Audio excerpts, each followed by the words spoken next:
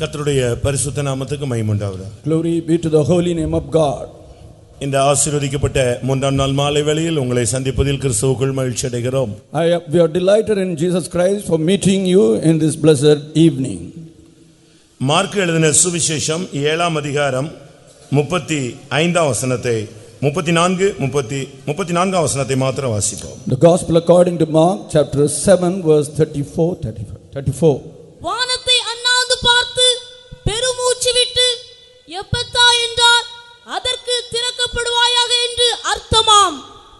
கர்த்தருடைய பரிசுத்த நாமத்துக்கு மகிமை உண்டாவதாக. Glory to the holy name of God. வானத்தை அண்ணாந்து பார்த்து ஆண்டவராகிய இயேசு கிறிஸ்து எஃபதா என்ற வார்த்தையை உபயோகித்தார். Looking toward heaven, the Lord Jesus Christ used the word ephphatha.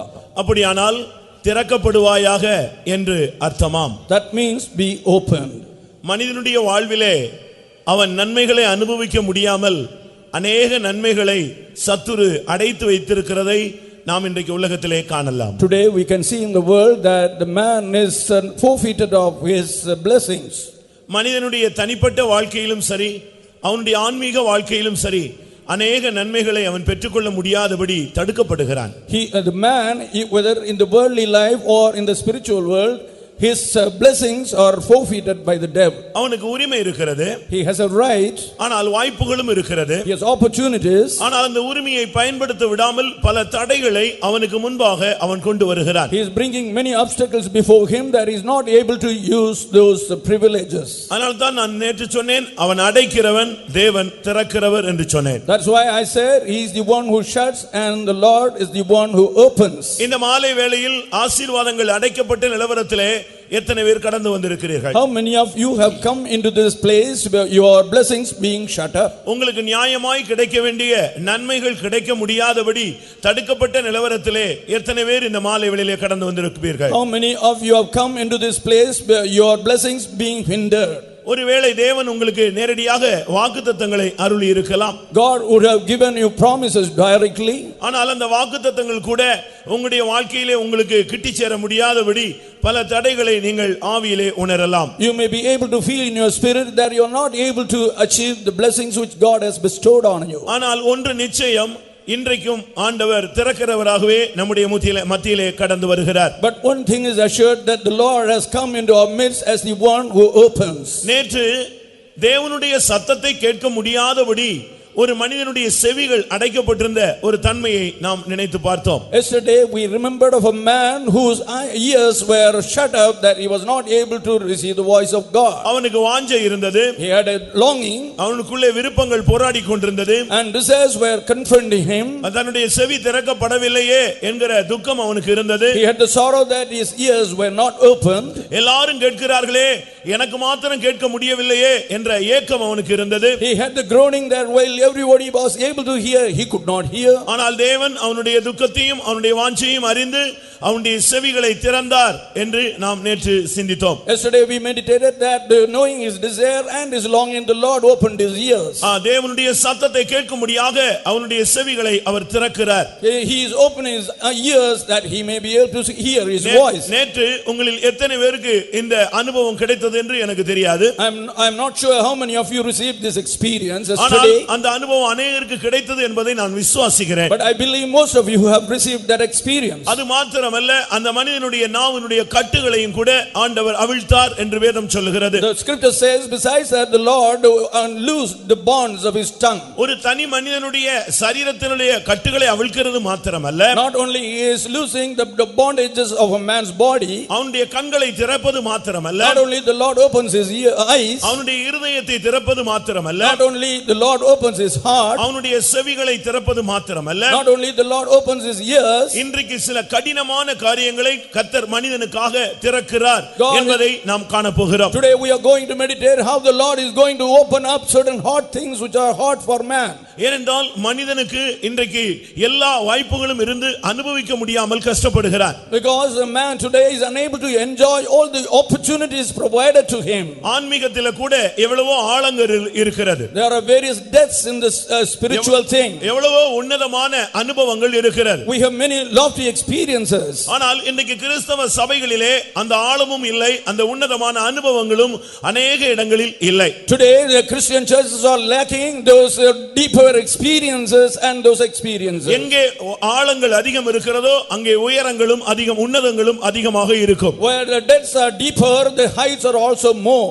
எங்கே அதிகமான ஆழத்திலே அஸ்திவாரம் போடப்படுகிறதோ அதே அளவுக்கு அதிகமாக உயரமான ஒரு கட்டடம் எழுப்பப்படுவதை நீங்கள் பூமியிலே பார்க்கலாம். In the world you can see where the foundations are deeper, the superfluous structure is also higher.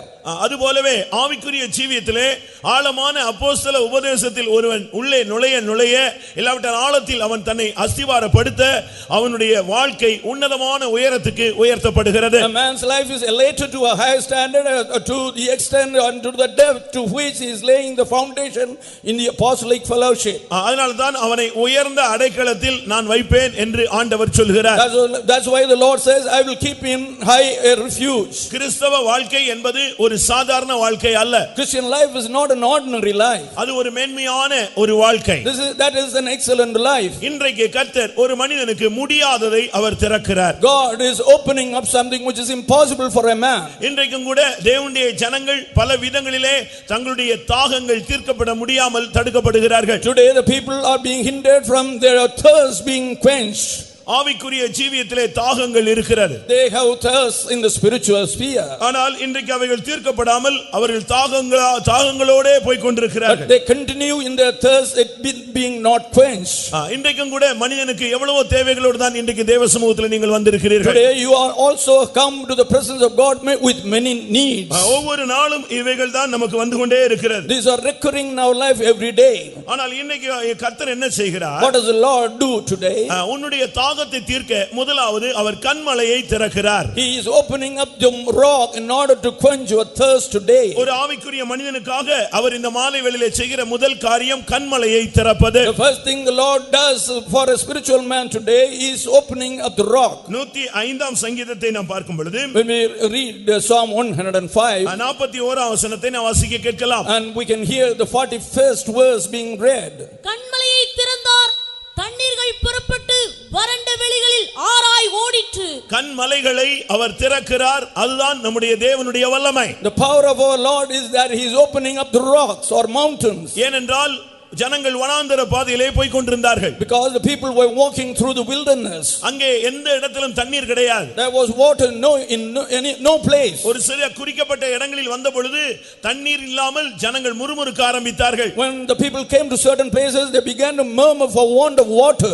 மனிதனுக்கு ஆகாரம் இல்லாவிட்டால் கூட பொறுத்துக் கொள்வான். Man will suffer even without food. நல்ல உடை இல்லாவிட்டால் கூட இருப்பதை உடுத்திக் கொள்வான். And without good proper clothing, he will manage with what he has. ஆனால் தாகம் என்பது ஒரு மனிதனுக்கு மிகவும் அவனை வறட்சியாக மாற்றி விடுகிறது. But thirst drives a man drought. அது என்ன தண்ணீரா இருந்தாலும் அந்த தாகத்துக்கு முன்பாக அவன் உடனே குடித்து விடுவான். And when he is thirsty, he will take any kind of water which is before him. இஸ்ரவேல் ஜனங்கள் வனாந்தரத்திலே போகும் பொழுது அது ஒரு பெரிய வனாந்தர பாதை, எங்குமே தண்ணீர் கிடைக்கவில்லை. And the Israelites were going through a wide wilderness where they could not get water. ஒருவேளை எகிப்துக்கு போய் விடலாமா? They wanted to return to Egypt perhaps. தேவன் நம்மை கைவிட்டு விட்டாரா? Has the Lord forgotten and forsaken us? நம்முடைய வாழ்க்கையில என்ன சம்பவிக்கிறது? What is happening in our lives? இப்படியே நடந்தால் நம்முடைய பிள்ளைகள் என்ன ஆவது? What will happen to our children if we walk in this way? நம்முடைய மிருக ஜீவன்கள் என்ன ஆவது? What will happen to our livestock? நம்முடைய நம்பிக்கை என்ன ஆவது? What will come of our hope? பாலும் தேனும் ஓடுகிற தேசம் என்று சொன்னார்களே. They said of a land flowing with milk and honey. ஆனால் இந்த பாதையிலே ஒன்றுமே கிடைக்கவில்லையே. But none of those things are found in this way. அருமையானவர்களே, உங்களுடைய வாழ்க்கையிலே இப்படிப்பட்ட போராட்டங்களிலே நீங்கள் கடந்து போய் கொண்டிருக்கலாம். Beloved, you may be passing through such struggles in your life too. கர்த்தரை நம்பி நான் வந்தேன். I came trusting on God. அவருடைய அழைப்பை நம்பி நான் வந்தேன். Trusting his call, I came to him. அவருடைய வார்த்தையை நம்பி நான் வந்தேன். I believed his word and came to him. அன்பினால் நிறைந்தபடியால் நான் வந்தேன். Because he filled me with the love, I came to him. எனக்கு கொடுத்த தரிசனத்துக்காக நான் வந்தேன். Because of the vision, I came to him. அந்த சிலுவை தரிசனம் என்னை இழுத்தது. The vision of Calvary, the cross drew me up. ஆனால் இன்றைக்கு என்னுடைய தேவைகள் சந்திக்கப்படவில்லை. But today, alas, my needs are not being met. அருமையானவர்களே, உங்களில் எத்தனை பேர் நம்பிக்கை அற்ற நிலவரத்திலே இன்றைக்கு போய் கொண்டிருக்கிறீர்கள்? Beloved, how many of you are passing through a hopeless state today? எங்கு பார்த்தாலும் கன்மலையாக நின்று கொண்டிருந்தது. Every place there were rocks. எங்குமே வெறும் கன்மலைதான். There were standing rocks everywhere. வெறும் கல்லு பாறைகள் உயரமாக நின்றது. ஆனால் இந்த ஜனங்கள் தவிக்க ஆரம்பித்தார்கள். And seeing the stony flint, the people began to suffer. எங்கேயாவது ஒரு கிணறை தோண்ட முடியவில்லை. And they could not dig out a well there. எங்கேயாவது வனாந்தரத்திலே ஊற்று இருக்குமா என்று பார்த்தால் அதுவும் இல்லை. They sought for foundation for fountains in the desert. It was not available. ஒரு கிணறு கிடையாது, ஒரு ஊற்று கிடையாது, தோண்டக்கூடிய வசதி வாய்ப்பு கிடையாது, ஒன்றுமே இல்லை, ஆறுகள் ஒண்ணுமே இல்லை. There was no well, there was no fountain, there was no possibility of digging a well, and they were so short of everything. அருமையானவர்களே, இப்படிப்பட்ட பாதையிலே உங்களில் எத்தனை பேர் போய் கொண்டிருக்கிறீர்கள்? Lord, how many of you are passing through such a way? இன்றைக்கும் கூட அப்படிப்பட்ட கூட்டத்தார் अनेகர் நம்முடைய மத்தியிலே உண்டு. Today also we can find many group of people among them of this sort. ஏன் அப்படி இருக்கிறார்கள் என்று நான் உங்களுக்கு சொல்கிறேன். I will tell you why are they remaining in that stage. இந்த வார்த்தை வருவதின் நோக்கத்தை நாம் புரிந்து கொண்டால், இந்த வார்த்தையின்படி இன்றைக்கு அந்த சூழ்நிலையில் இருக்கிறவர்களுக்கு தேவன் கன்மலையை திறக்க போகிறார். If you are able to understand the sense of these words which are proceeding towards you, God is able to open up the rock for you today. இன்றைக்கும் தேவன் அதை செய்யக்கூடிய வல்லமையோடு இந்த மாலை வேளையிலே இந்த இடத்துக்கு அவர் கடந்து வந்திருக்கிறார். Today also the Lord has come into this place with the power to perform that. இன்றைக்கும் கூட உன்னுடைய வாழ்க்கையிலே உன்னுடைய முயற்சிகள் எல்லாம் நின்று போன ஒரு சூழ்நிலை. Today also you it's a state where all your efforts have failed. உன்னுடைய முயற்சிகள் எல்லாம் வீணாக கானல் நீராக அது போய்விட்டது. All your efforts have become a mirage and you are in a state. உன்னுடைய ஜெபங்கள் கூட கேட்கப்படாத ஒரு கட்டத்திலே தள்ளப்பட்டது போல ஒரு உணர்வு உனக்கு வந்து விட்டது. You have a feeling that you are thrust to a place where your prayers are not heard. ஆனால் தேவன் இன்றைக்கு உனக்கு என்ன செய்ய போகிறார்? But what is the Lord going to do for you? அந்த நம்பிக்கையற்ற நிலவரத்திலும் தேவன் நான் அங்கே இருக்கிறேன் என்பதை வெளிப்படுத்த போகிறார். God is going to reveal that about his presence even in that hopeless state. இவங்க பார்வைக்கு எல்லாமே வெறும் பாறையாக தெரிந்தது, கன்மலையாய் தெரிந்தது. ஆனால் ஆண்டவர் சொல்கிறார், நான் தான் அந்த கன்மலையாகிய கிறிஸ்து என்று சொல்கிறார். In their vision everything appeared like rocks and flints, but the Lord said, I am the Lord, the rock, the Christ. என்னாகமம் 20ஆம் அதிகாரம் 8ஆம் வசனத்தை நான் பார்க்கும் பொழுது, Numbers chapter 20 verse 8 says, வேதம் என்ன சொல்கிறது? What does the scripture say? நீ அந்த கன்மலையோடு பேசு. You speak with that rock. அந்த கன்மலை தானாக திறந்து உனக்கு தண்ணீர் கொடுக்கும். That will open of itself and give you water. நீ கோலை எடுத்துக்கொண்டு நீயும் உன் சகோதரனாகிய ஆரோனும் சபையாரை கூடி வர செய்து அவர்கள் கண்களுக்கு முன்னே கன்மலையை பார்த்து பேசுங்கள். அப்பொழுது அது தன்னிடத்தில் உள்ள தண்ணீரை கொடுக்கும். இப்படி நீ அவர்களுக்கு கன்மலையிலிருந்து தண்ணீர் புறப்பட பண்ணி சபையாருக்கும் அவர்கள் மிருகங்களுக்கும் குடிக்க கொடுப்பாய் என்றார். கர்த்தருடைய பரிசுத்த நாமத்துக்கு மகிமை உண்டாவதாக. Glory be to the holy name of God. அந்த கன்மலையினிடத்திலே நீங்கள் பேசுங்கள் என்று சொல்லி இருக்கிறார். And it is said you may speak to that rock. கொரிந்தியர் 10ஆம் அதிகாரத்தை நாம் பார்க்கும் பொழுது, when we consider from 1 Corinthians 10th chapter, அந்த ஞான கன்மலை கிறிஸ்து என்று சொல்லப்பட்டிருக்கிறது. it is mentioned there the spiritual rock is Christ. அவர்களோடு நடந்து வந்த அந்த ஞான கன்மலை என்று சொல்லப்பட்டிருக்கிறது. It is mentioned as the rock, the spiritual rock which followed them. அருமையானவர்களே, உங்களுடைய பிரச்சனைகளை தேவனிடத்திலே பேசுங்கள். And speak your problems with the Lord. உன்னுடைய தாயினிடத்திலே சொல்லி பிரயோஜனம் இல்லை. There's no use of telling it to your mother. உன்னுடைய தகப்பனிடத்திலே சொல்லி பிரயோஜனம் இல்லை. There's no use telling it to your father. ஏனென்றால் அவர்கள் எல்லாம் பிரச்சனையை தீர்க்க முடியாதவர்கள். Because they cannot solve your problems. ஒருவேளை உனக்கு Dress எடுத்து கொடுக்கலாம். They may provide you with the dress. ஒரு ஆகாரத்தை உனக்கு கொடுக்கலாம். They may feed you with food. ஆனால் வாழ்வின் தீர முடியாத பிரச்சனைகளை தீர்க்கிறவர் ஆண்டவராகிய இயேசு கிறிஸ்து மாத்திரமே. But Jesus is alone as the person who can solve the unsolvable problems. எந்த ப்ராப்ளம் உனக்கு சால்வ் ஆகலையோ அந்த இடத்தை நீ ஆண்டவரை நோக்கி நீ பேச வேண்டியது அவசியம். Where your problems cannot be solved, it is necessary for you to speak with God there. புதிய ஏற்பாட்டிலே ஆண்டவரோடு பேச நமக்கு அந்நிய பாஷைகளை தெய்வம் கொடுத்திருக்கிறார். பரிசுத்த ஆவியின் அபிஷேகத்தை அதன் மூலமா நமக்கு அருளி இருக்கிறார். In the New Testament time, in order to speak with the Lord, he has provided us with the tongues, and in the anointing of the Holy Spirit we can speak with him. ஆண்டவரிடத்தில் நீ பேசினால் சபைக்கு முன்பாகவே உனக்கு அந்த கன்மலையிலிருந்து தண்ணீர் புறப்பட்டு வரும். If you speak with the Lord, the water from the flint will come across to you. இந்த தண்ணீர் கிடைக்காமல் ஆகார் தன்னுடைய பிள்ளையை கீழே போட்டு விட்டாள். Hagar left her child desolate because she could not get water for the தண்ணீர் child. இல்லாமல் அந்த பிள்ளை சாவை நோக்கி போய் கொண்டிருந்தான். For thirst the child was going towards death. பிள்ளையின் சாவை என்னால் பார்க்க முடியாது, அதை பொறுத்துக்கொள்ள முடியாது என்று சொல்லி பிள்ளையை ஒரு இடத்திலே போட்டுவிட்டு அவள் அந்த வெகு தூரமாக அவள் போய் உட்கார்ந்து அழ ஆரம்பித்தாள். Because she could not bear to see the death of the child, she left the child in a place and sat across the place at a longer distance. ஆனால் வேதம் என்ன சொல்லுகிறது? What does the Bible say? அந்த பிள்ளையின் சத்தத்தை தெய்வம் கேட்டார். God heard the voice of the child. ஆம், நீயும் தேவனுடைய பிள்ளைதான். You also a child of God. ஆண்டவருடைய இரக்கம் உன்மேல் இருக்கிறது. The compassion of God is on you. கர்த்தருடைய நாமம் உன்மேல் தரிக்கப்பட்டிருக்கிறது. You are given the name of God. இன்றைக்கு நீ தேவனோடு பேசினால் உன்னுடைய சத்தத்தை கேட்டு அங்கே பிளக்க முடியாத பாறையையும் கர்த்தர் உனக்காக அந்த கடினமான பாறையை கர்த்தர் பிளப்பார். If you cry out to God hearing your voice, he will break out that hard flint for you. எது நடக்காதோ அதை நடக்க வைக்கிறது தான் தேவனுடைய வல்லமை. The power of God is to make the impossible things to come to pass. எது முடியாது என்று மனிதன் ஒதுக்கி வைத்து விடுகிறானோ அதை முடிய வைக்கிறது தான் தேவனுடைய சர்வ வல்லமை. It is the omnipotence of God that what is quite impossible for man, it is the Lord's purpose to fulfill it. இந்த வனாந்தரத்திலே ஜனங்கள் செத்து போவார்கள் என்று தான் சொன்னார்கள்.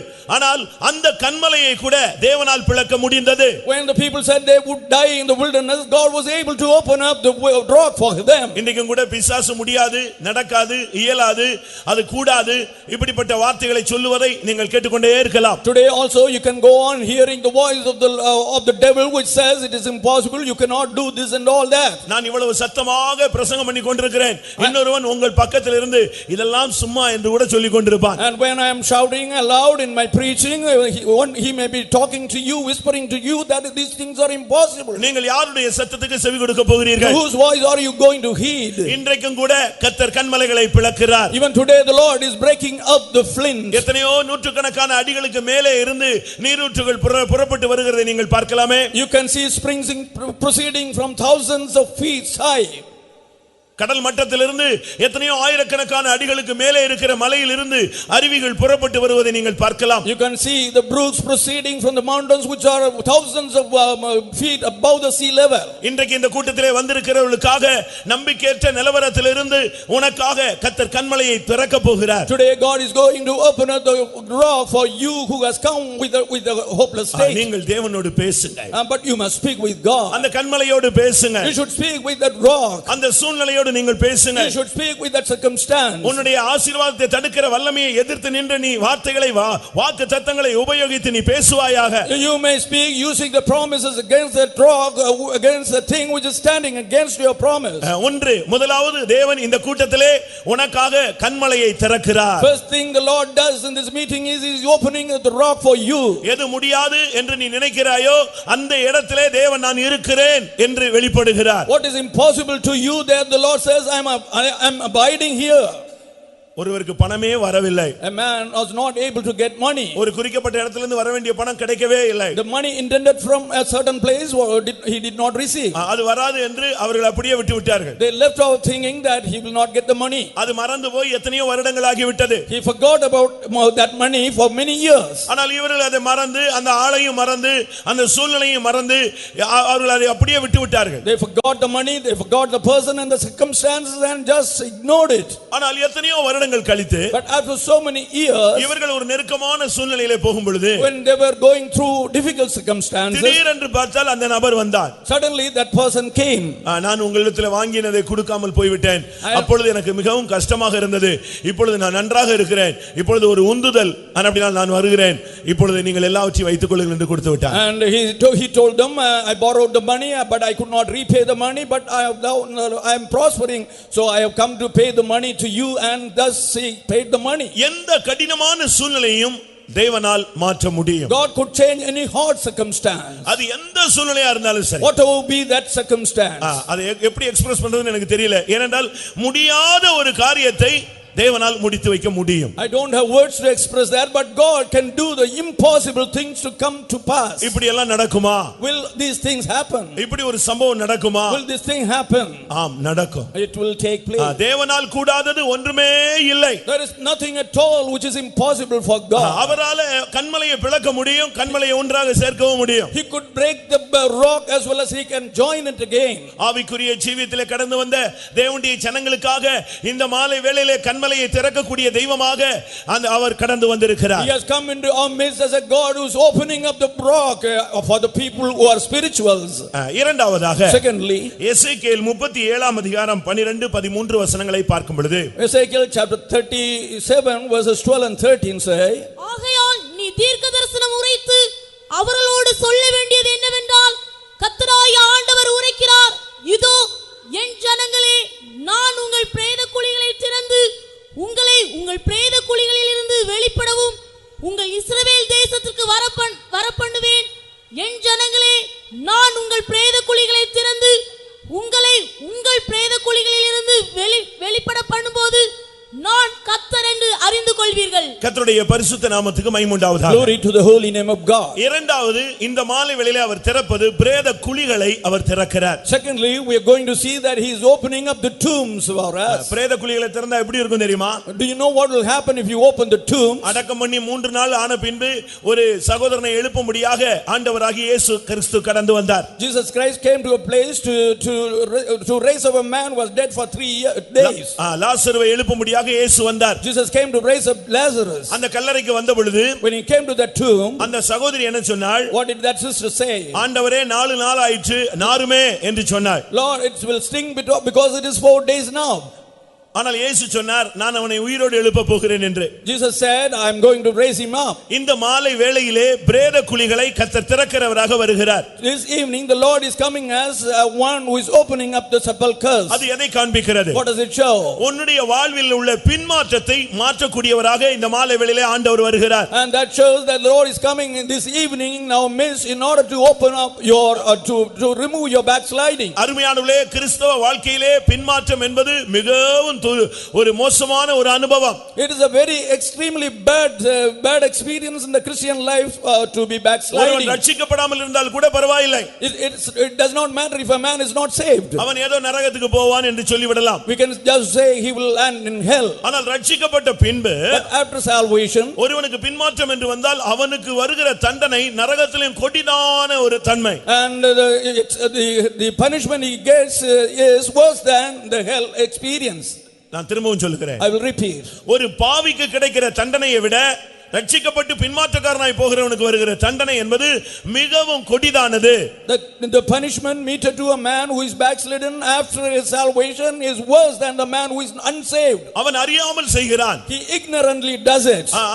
அதுக்கு ஓரளவு அவனுக்கு சிட்சை உண்டு. So he has a certain amount of punishment. அந்த நரகத்துல கூட 4 ஸ்டேஜ் இருக்கிறது. There are 4 stages in the hell. எப்படி பரலோகத்தில் 4 ஸ்டேஜ் இருக்கிறதோ, in the same way as there are 4 stages in heaven, அதுபோலவே நரகத்திலும் கூட 4 தன்மைகள் இருக்கிறது. Similarly, heaven also has 4 phases. புதிய பூமி என்று சொல்லுகிறோம் பரலோகத்தை குறித்து பேசும் பொழுது. When we speak about heaven, we say of new புதிய earth. வானம் என்று சொல்லுகிறோம். We say new heaven. புதிய எருசலேம் என்று சொல்லுகிறோம். There is the new Jerusalem. சீயோன் என்று சொல்லுகிறோம். And Zion. அதுபோல similarly, நீங்கள் அக்கினி கடலை பார்க்கலாம். You can see the lake of fire. புறம்பான இருளை பார்க்கலாம். You can see the outer darkness.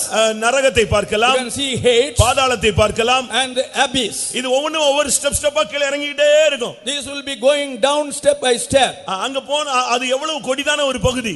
What a grievous state it is. அவனுடைய வாழ்க்கையினுடைய தன்மைக்கு ஏற்றவனமாய் அந்த நரகத்திலே வேதனையில கூட ஒவ்வொரு பிரிவுகளை கர்த்தர் ஏற்படுத்தி வைத்திருக்கிறார். God has ordained different stages of torment according to the state in which the man lived while he was on earth. இதுல பின்மாற்றக்காரன் என்பது மிகவும் கொடிய தண்டனைக்குள்ள ஒரு நபர். But the man who is a backslider will meet with the worst punishment there. நான் இன்றைக்கு உங்களுக்கு சொல்கிறேன், I tell you today, இந்த பின்மாற்றத்திலிருந்து கர்த்தர் ஒருவரால் மாத்திரமே ஒருவனை விடுவிக்க முடியும். From this backsliding state only God will be able to save a person. அருமையானவர்களே, உங்களுடைய குடும்பத்திலே யாராவது பின்மாறி போய் இருக்கிறார்களா? Beloved, is there anyone who has backslidden in your family? ஏன் அவ்வளவு தூரம் போக வேண்டும்? Why should we go far? உன்னுடைய வாழ்க்கையில நீ எவ்வளவு பின்மாற்றத்திலே இருக்கிறாய்? How much backslidden are you in your own life? இந்த பின்மாற்றம் என்பது வெளியே தெரியாது. This apostasy is not seen outside. இது ஒரே நாளில் ஒரு மனிதனுக்குள் நடக்கக்கூடிய சம்பவமும் அல்ல. This is not a thing which happens in the life of a man out of just a day. அந்த இளைய குமாரனை நீங்கள் பார்க்கலாமே. You can see that younger son. கொஞ்ச நாள் போராடி கொண்டே இருந்தார். He was struggling for a few days. எனக்கு இந்த வீடு பிடிக்கவில்லை, I do not like this house, இந்த தகப்பனை பிடிக்கவில்லை, I do not like this father, இந்த மூத்த சகோதரனை எனக்கு பிடிக்கவில்லை, I do not like this older brother, என்னால் இவர்களோடு ஒத்துப்போக முடியாது, I cannot combine with them, எனக்கு இவர்களை பார்த்தாலே பிடிக்கவில்லை, I do not like to see them. ஏன் எனக்கு உள்ளதை கொடுக்க கூடாது? Why can't you give my possession, my நான் part? இந்த வீட்டில் பிறந்தவன் தானே, I was also born in this house, எனக்கு உரிமை இருக்கிறது, I have a right. இப்படியே போராடி போராடி ஒரு நாள் எல்லாவற்றையும் வாங்கி விட்டு புறப்பட்டான். He went on struggling this way and got his part and he left the house. கடைசி அவனுடைய வாழ்க்கை எங்கே போய் நின்றது என்று உங்களுக்கு எல்லாருக்கும் தெரியும். You all are aware of what happened to his life at the latter part. அவன் போய் கடைசியிலே பன்றியோடு போய் நின்று விட்டான். He went on and then he finally met with the swine. அவனுடைய வாழ்வை தேவன் ஒருவரால் தான் மாற்ற முடிந்தது. Only God was able to change his ஒரு life. நாள் அவனுடைய புத்தி தெளிந்தது. One day he came to his senses. அந்த புத்தியை தெளிவிக்கிறது யார்? Who brightens his sense? யார்? Who is brightening it? அவனுடைய தகப்பன் வந்து புத்தியை தெளிய வைத்தானா? Did his father clear his sense? புத்தியை தெளிய வைத்தது தெய்வம் தான். இரக்கம் பாராட்டி அந்த வேலையை செய்தார். Out of compassion the Lord did the work of bringing him to his senses. இல்லாவிட்டால் பரிசுத்த ஆவியானவருடைய ஒரு மகத்தான செயல் என்று நாம் சொல்லலாம். We can also say it's a marvelous work of the Holy Spirit. தேவன் நமக்கு பயமுள்ள ஆவியை கொடாமல் ஒரு தெளிந்த புத்தியுள்ள ஆவியை கொடுத்திருக்கிறார் என்று சொல்லி இருக்கிறது. It is mentioned God has not given us a spirit of fear, but he has given us the spirit of sobriety. வாழ்வின் நெருக்கம் வந்த பொழுது ஆவியானவர் அவனோடு இடைப்பட்டார். அவனுடைய புத்தி அவனுக்கு தெளிந்தது, அவனுடைய புத்தி அவனுக்குள்ளே வந்தது. When he suffered to the extent possible, then he came to his senses and God intervened with him. இங்கே உட்கார்ந்திருக்கிற எத்தனை பேர் பிரேத குழியின் நிலவரத்தில் இருக்கிறீர்கள்? How many of you sitting here are in a state of the sepulcher? பிரேத குழியின் நிலவரம் என்ன? What is the condition of the sepulcher? அவர் பின்மாற்றத்தின் நிலவரத்தை எப்படி கண்டுபிடிக்க முடியும்? How could you detect the state of your backslidden state? உங்களுடைய வாழ்வில் என்னுடைய வாழ்வில் ஏதாவது பின்மாற்றம் வந்தால் எப்படி கண்டுபிடிக்க முடியும்? How can we detect the state of apostasy in your life and my life? முதலாவது வார்த்தையிலே கண்டுபிடிக்கலாம். First, it could be found out from your words. உன்னுடைய வாயிலிருந்து வருகிற வார்த்தை உன்னுடைய தொண்டை திறக்கப்பட்ட ஒரு பிரேத குழி என்று சொல்லப்பட்டிருக்கிறது. The words proceeding from your mouth, it is mentioned that your throat is an open sepulcher. அந்த அறிக்கை அந்த பின்மாற்ற வார்த்தைகள் உன் வாயிலிருந்து தான் ஃபர்ஸ்ட் வெளியே வருகிறது. And first you can find out from the words of backsliding coming out of your mouth. தேவன் எனக்கு என்ன செய்தார்? What has the Lord done to me? ஏன் இப்படி நடந்தது? Why has this happened to me? இப்படி கொஞ்சம் கொஞ்சமாக வார்த்தைகள் அந்த தொண்டை திறக்கப்பட்ட பிரேத குழி இப்படிப்பட்ட பின்மாற்ற வார்த்தைகள் முதலாவது உனக்குள்ள இருந்து வெளியே வருகிறது. In this way gradually step by step words of backsliding coming from your throat, which is like a நாட்கள் போக போக உன்னுடைய வாழ்க்கை பின்மாற்ற பிரேத குழியாகவே மாறி விடுகிறது. Gradually your life itself becomes like a sepulcher. பாருங்கள் லாசருடைய வாழ்க்கை உங்களுக்கு தெரியும். You know about the life of Lazarus. அவனுடைய வாழ்க்கையிலே அந்த மரணத்துக்கு காரணம் என்ன? What was the reason for his death in his life? இயேசு அவன் வீட்டுக்கு வந்தார். Jesus came to his house. ஆனால் அவர் அந்த வீட்டிலே இல்லை. But he was not in his house. ஆண்டவர் அவனை தேடி அந்த வீட்டுக்கு வந்த பொழுது ரெண்டு சகோதரிகள் தான் இருந்தார்களே தவிர அவன் அங்கே இல்லை. When Jesus came in search of him, only his sisters were present and he was not there. இயேசு உன் வீட்டுக்கு வரும் பொழுது உன்னால் வீட்டில் இருக்க முடியாத அளவு நீ என்ன பிஸியான ஒரு ஆள்? Oh, what a busy man are you that you are not able to be at home when Jesus comes to your house. இயேசு வந்த பொழுது அவன் இல்லை. When Jesus came there, he was not there. ஆனால் அவன் வியாதிப்பட்ட பொழுது இயேசுவும் வரவில்லை. And when he fell sick, Jesus also did not come. அவன் வியாதிப்பட்டான் என்று சொன்னார்கள், அவர் வரவே இல்லை. And when they told him that Lazarus fell ill, Jesus did not come there. அவன் மரித்து விட்டான் என்று சொன்னார்கள், அவர் வரவே இல்லை. He did not come also at the word of his death. அவனை அடக்கம் பண்ணி விட்டார்கள் என்று சொன்னார்கள், அவர் வரவே இல்லை. They told he was buried and still Jesus did not come. எவ்வளவு நிர்பந்தமான ஒரு நிலவரம்! What a pathetic condition it is. அருமையான நண்பனே, உன்னை தேடி இந்த சுவிசேஷம் வருகிறது, தேவனுடைய வார்த்தை வருகிறது, தேவனுடைய வல்லமை வருகிறது. இந்த நேரத்தில் இந்த வல்லமைக்கு நீ இடம் கொடுக்காத பட்சத்தில் உன் வாழ்வை கல்லறை நோக்கி பிரேத குழியை நோக்கி போகிறது என்பதை நீ புரிந்து கொள்ள வேண்டும். Beloved, right now the word of God is proceeding towards you. The power of God is coming to you. If you are not heeding to the voice of God, you should know that you are going towards the sepulcher. ஆனால் இரக்கமுள்ள தேவன் அந்த பிரேத குழிகளை திறக்கிறார் என்று வாக்குத்தத்தம் சொல்லுகிறது. The promise says the compassionate God is opening up the sepulchers. உங்களில் யாராவது பின்மாற்றக்காரர்களாய் வந்திருக்கிறீர்களா? Has any of you come as an apostate? இல்லாவிட்டால் உங்களுடைய குடும்பத்தில் யாராவது பின்மாறி போய் இருக்கிறார்களா? Or has anyone in a family backslidden? இன்னைக்கும் கூட எத்தனை பேர் சாட்சி சொல்லும்போது சொல்வாங்க, நான் பின்மாறி போய் விட்டேன். And even today many people testify that they have backslidden. போன வாரத்துல ஒரு சகோதரி சினிமா துறையிலிருந்து வந்து ரட்சிக்கப்பட்டவர்களை சொன்னார்கள். And last week a sister who came from the movie sphere testified. கர்த்தர் விடுதலை கொடுத்த பின்பும் கூட நான் மறுபடியும் நடிக்க ரட்சிக்க போனேன் என்று. And she said, even after the Lord delivered me, I went back to Acts. அது ஒரு வல்லமை. That is a power. அது பின்மாற்ற வல்லமை. That is a power of backsliding. அது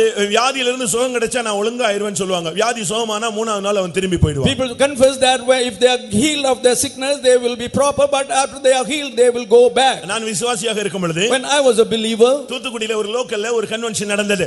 A convention was being conducted in a local in Tuticorin. Pastor Aruldas அவர்கள் நடத்தினார்கள். Pastor Aruldas conducted that meeting. அந்த கூட்டத்துல अनेक அற்புதங்கள், many miracles were performed in that meeting. ஒரு சின்ன கிராமத்துல அந்த கூட்டம், ஆனா கூட்டம் அதிகமா இருந்தது, அற்புதங்களும் அதிகமா நடந்தது. And it was, the meeting was taking place in a small village, and there were manifold miracles taking place. The crowd was also great. நடக்க முடியாதவங்க நடக்க வச்சு அந்த பந்தல சுத்தி சுத்தி நடக்க வச்சாரு. The lame people were made to walk, and he made them to walk around the pandal. கூட்டம் எல்லாம் முடிந்து விட்டது. The meeting was over. சத்தியத்தை ஏற்றுக்கொள்ளும்படி அவர்களுக்கு சொல்லப்பட்டது. And people were asked to receive the gospel.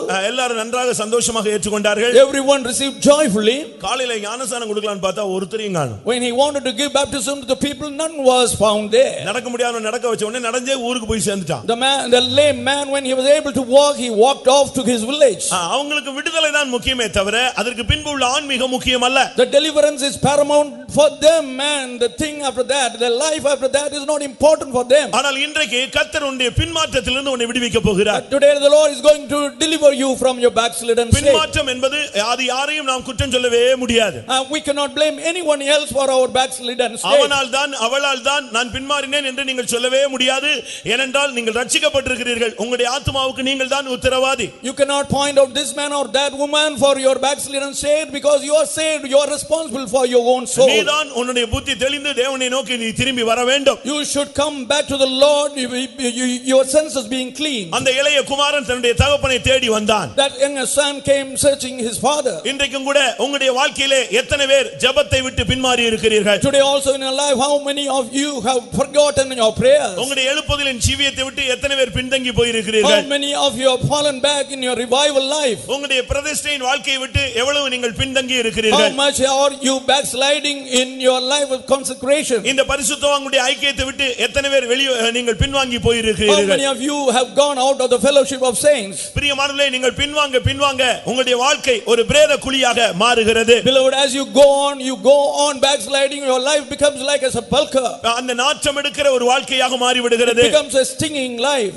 இன்றைக்கும் கூட அநேகர் பின்வாங்குகிறார்கள். Today also many people keep on backsliding. ஒருவேளை அது ஒரு கடைசி காலத்தின் அடையாளமாக கூட இருக்கலாம். Perhaps it may be a token of the last days. அநேகர் பின்வாங்கி போவார்கள். Many people will backslide. இதுல கொடூரமான ஒரு காரியம் என்னவென்றால், The cruel thing in this is மிகவும் பிரகாசமாய் இருந்த அநேகர் விழுவார்கள். many people who were enlightened will fall. ஆனால் தேவனுடைய தீர்மானத்தின்படி இருக்கிறவர்கள் நின்று கொண்டே இருப்பார்கள். But people who are according to the determination of the Lord will abide.